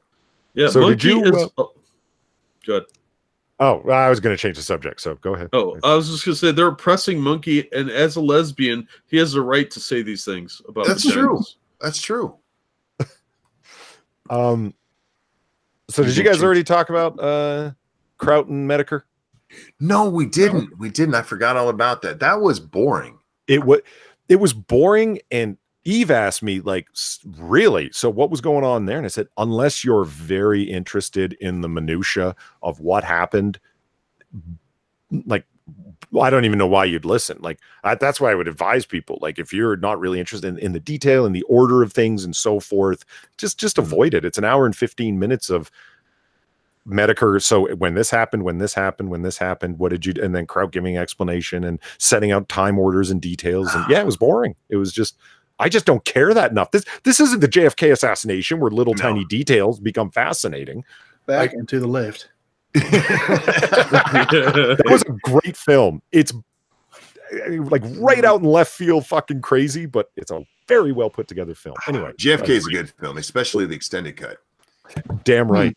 Damn right. Everybody in it does a great job, and the fucking editing. There's a reason it won the Academy Award for editing. It's fantastically done. The new footage mixed with the historical footage. Oh man, great movie. Couple things in chat. Lesser Logic, yes, it's over on Stream Me, and Faithless, yes, it is far more boring than Andy and Tonka. I would say if you're interested in this at all, just go watch Medicare's videos he made on this. Oh, yeah, it's a replay of it, just crunched minutia of the original videos, right? I mean, there's not even really any. Kraut didn't really answer any of the questions, not in any way, because he wants to clear himself. He wants to clear himself. But what he doesn't do in any part of that is explain how he didn't dox anyone, how that wasn't a doxing server. He gives the he shows how the target list worked, and it's this bot that they have in a server that grabs people's Twitter or their tweets, and they can follow them. But it's not from the original server. You don't actually still get to see, and that would be what the exculpatory evidence would be, is if we see the original. Damn, Monkey. Yes, sir. Coming with the wordy words. Okay. I can use big words. If he showed us the real server, but that server's gone, of course. So we just have to take his word for it. And then the rest of it is just, it's them two talking back and forth about nothing, basically. Tails says Medicare's original videos on this were trash. They may have been, but they were more informative than this was. Especially if you were going through it. Let's say you didn't know all the details. You weren't watching it the whole time. You can watch Medicare's videos and there's some attempts at comedy. Yeah, Tailed, I agree with you. They, whatever. But watching this hour and 15 minutes is just like, I don't know. It's like reading the footnotes from Medicare's video. Does that make sense? Like, it's just, it kind of is. Did Kraut answer questions in that same smug, pretentious, phony accent of his? Of course. I see pronunciation all the way. Yeah. That's so annoying to listen to. It's so. It was not a good stream. It wasn't. No, and as a quick side note, but we'll round back around to this. So last night there was a big stream. Jack and I talked about this Comicsgate stuff. Okay, Renfamous, an online stalker, provocateur, whatever the fuck you want to call her. She fucks with everybody who's pro Comicsgate. Ethan Van Sciver. She's like that dirty mouthpiece of the comic book pros and says the stuff that they don't want to say, and they funnel her information. Unfortunately, she got doxxed on Kiwi Farms, and so she's righteously angry as hell. And there's the short version. She's never really. She's a cosplayer, whatever. Doesn't have a job besides that. Anyway, she's not really public. She's just a keyboard warrior for the most part. So she goes and does an interview with who? Kevin Logan. Of all people. Now, Kevin Logan doesn't know fuck all about comics. And that's fine. You don't know anything about comics. Whatever. We all have our tastes. But what the fuck are you doing, buddy? Like, during the whole, I watched the whole fucking thing, right? And a couple dozen times he says, because I remember back in Gamergate, and this was like with Gamergate. And I remember when Sargon with Gamergate, because that's the only way he can contribute, because he knows nothing about any of the people that she's referencing. The stream was called Talking About Comicsgate and Ethan Van Sciver. So there's trashing this guy, or attempting to. You know what I mean? He doesn't even know anything about the guy. He's completely uninformed on the whole fucking shebang. This is like a desperate need to make himself relevant again, because who the fuck gives a fuck about Kevin Logan? Right. You know what I mean? And the makers of Mr. Potato. Right. He got mad because, the whole potato thing that falls around Kevin Logan, right? People called him a potato file on the stream. Like before the stream started, people were in chat calling him a potato file. He's like, and people before it started, these Comicsgaters showed up here calling me a pedophile. And it's like, you moron. Calling you a potato, you moron. And Renfamous herself was like, oh, I've been accused of being a pedophile. And she had to reach so far to explain how anybody had, like, no one had called you a pedophile at all. I said, just because I'm in my late 30s and don't have kids and I've got these left-wing opinions, apparently Ethan Van Sciver thinks that I shouldn't be allowed around children. I'm not good with children. So I guess I'm a pedophile then. It's like, that's a long reach. That's not even what pedophile means. Yeah, that's what but the need to make it worse than it is to make their cause righteous. You see what I mean? Yeah, of course. Ethan Van Sciver wanted to be on that stream. He had challenged her to a debate because she's been stalking him and Richard Meyer, Diversity in Comics, your boy Zach, goes by a bunch of names, been stalking them forever on Twitter. So he challenged her to a debate, and she said, "Fuck no." Then all of a sudden came out of the woodwork and said, "Okay, I'll do a debate with you, but it's got to be at a comic book convention, out in public, so on." Next thing he knows is that, oh, he's going to be on Kevin Logan's show. Ethan Van Sciver hits him up on Twitter and says, "Hey, I'll come on. You got my name in the title. You're going to be talking about me." And they did. Like 85% of it was just trashing this one guy. The guy wanted to come on, and Kevin Logan refused and said, "If you want to come on a different stream, that's fine. I'll be happy to have you on, but not this one." And it's like, well, what the fuck then? You know what I mean? Of course. Yeah. Well, yeah. You know, Logan actually said this in the debate. He's like, "This guy's so smug. Think about the entitledness of it, demanding to come on my stream." I read the tweets. He didn't demand anything. He said, "I would be happy to come on and talk about Renfamous so it's not a one-sided conversation." And somehow that's him entitledly demanding to come on. And he said, "This channel, like, I might not be as big as him with his 100,000 subs, but like, I've had Sargon on this channel." He actually said that. But yeah, he's one of those people who thinks that. Never mind. Look at I just mean like supposedly you and the Christie crew, you're all against this guy. You run the Acadian Times. Your mission in life is to bring this guy down, but yet you let it slip and you reveal you think really highly of the guy, and your channel was edified and glorified by having him on there. You potato man.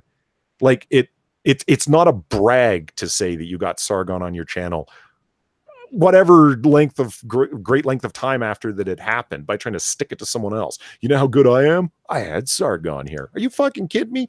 Anyway, Ethan Van Sciver stream sniped them. "You're not going to let me on. I'm going to run the stream by pointing my camera at my iPad." During this, he had 2,300 people watching it on his channel, and there were about 450 watching it on Kevin Logan's. Nice. So, but you know who stays out of drama like this? Me on my channel. Right there in the chat. And in case you're interested in the details about this sort of thing, you can catch us on Comic Book Curation. Actual post will decide to work. Because we're going to talk about this because the shit's going to hit the fan over it, unfortunately, Jack. I don't think Renfamous should get any more attention. I really don't. The more people talk about her, the more popular she becomes, the more influence she has. Yeah. And she's not worth the time. Well, and she's getting fat too. Yeah. I will say this. It's the pictures that are out there of her are supposedly recent. The few that are out there of her. And yeah, somebody got handy with Photoshop. Or those are. You watch that stream. She's putting on weight. She's going to be a sad Shamu with blue hair in a few months. Oh yeah, Monkey. She literally had blue hair. Oh, of course she did. She had a blue wig on. It was nuts. So in any case, this is this is Kevin Logan's attempt to be relevant again. And I thought, no, maybe not. Well, I think it is. You know what was on his channel today? Him and Christie sat there and commented and stream sniped the Stream Me stream between Kraut and Medicare. What the fuck do those two have to do with that in any way, shape, or form? Well, she has lost like all of her relevance. And she's been desperate to get it back. She really has. That's all it is. I mean, stream sniping has become a big thing on here, on the YouTubes. And those two are desperate for something to make them relevant. They've had a falling out with a lot of their friends. Have they? Oh yeah. They've split. Friends. Yeah, they've. I don't know what caused it. I haven't paid that much attention to Christie's crew in a while. But I was catching part of it. It was when Jeff Holiday was on there. Is the first time I paid any attention to them in probably a fucking year. But yeah, apparently they've had some falling outs, and nobody gives a shit about her talking about Sargon or Bering anymore. So I wouldn't be surprised to see them dip their hand into a lot more of this stuff. Sniping Medicare, Ralph, getting into Comicsgate. You see what I mean? Like, it's like dipping. Like, okay, so what? Like, am I seeing it too plainly? or am I just making it up? Right? Like, it's like, here's two people that love pointing their moralizing finger. They need to take a good guy, bad guy thing. Where are the social justice warriors, meaning people on the right side of history, and where are the MAGA supporting racist, fascist cocksuckers? Oh, well, the lines of delineation are very clear with Comicsgate, so now we're anti-Comicsgate because, Jesus Christ, we need some relevance. No, they're like carrion birds, like turkey vultures. They have to go find something to pick at and to eat, and they're almost parasitical in nature. So of course they're going to drift to the next hot topic to maintain that sad little semblance of relative e-celebrity that they have or once had. It's really kind of pathetic. Your boy Pat says they got tired of Christie's obsession with Sargon and Bering. I don't blame him. I mean, god damn.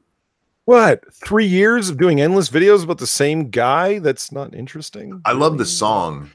Bering, Sargon. Bering, Sargon. Yeah. Yeah, that's awesome.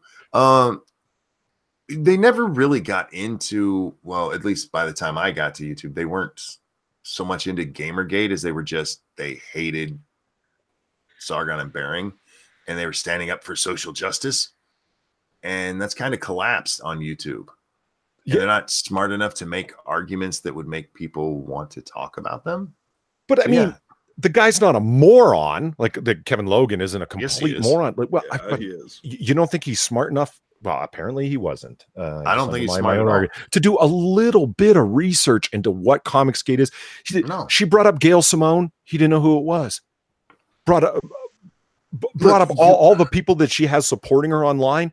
Kevin Logan just sat there in silence. He didn't know any of the people's names. She brought up that umbrella guy.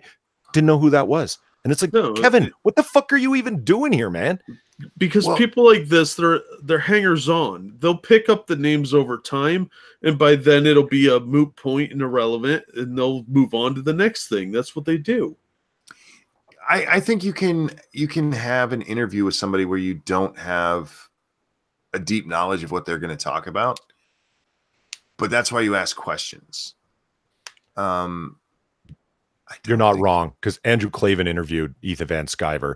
He knows comic books he read as a kid, and that's about it. He heard that it's a culture war thing. He interviewed him, and he did exactly what you just said. It's like, now what is that? Explain that to me. Do you know what I mean? Like, that's how you do a proper interview with somebody when you don't really know what they're talking about. And the problem is, no, Kevin's not that smart.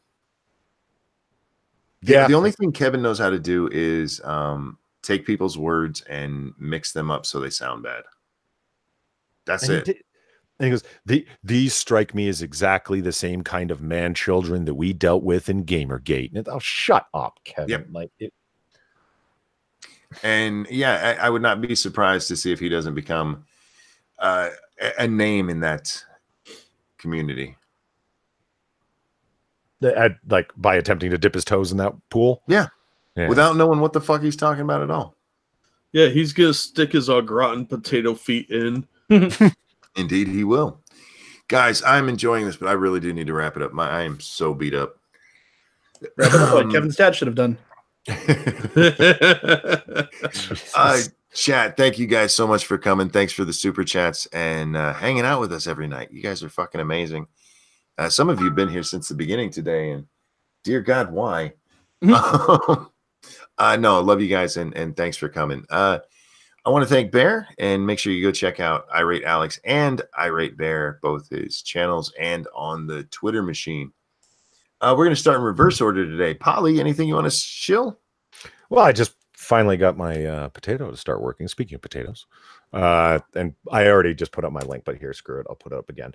That's a link to my channel where Jack, Inquisitor, and I do comic book curation as a live stream every Wednesday. And we've got comic book reviews coming up and our Discord server that Jack will totally be there for. So yeah, big, so big things on the horizon. We love talking in and around all of these things related to comic books, superheroes, movies, and all that. So come on by and join us. If you like it, like and subscribe. There we go. Dax, anything you'd like to show? Chocolate pudding. Chocolate pudding is amazing. Yeah. And Jack, anything you'd like to show? Nah, I threw my links in the chat. So, well, as long as you don't throw your Zeldas. Well, obviously I won't do that. That's rude. This is Monday coming up, right? Yeah, sure. You know better than I. Somebody help me.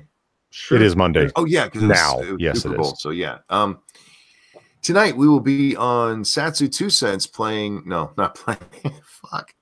Let me try that again.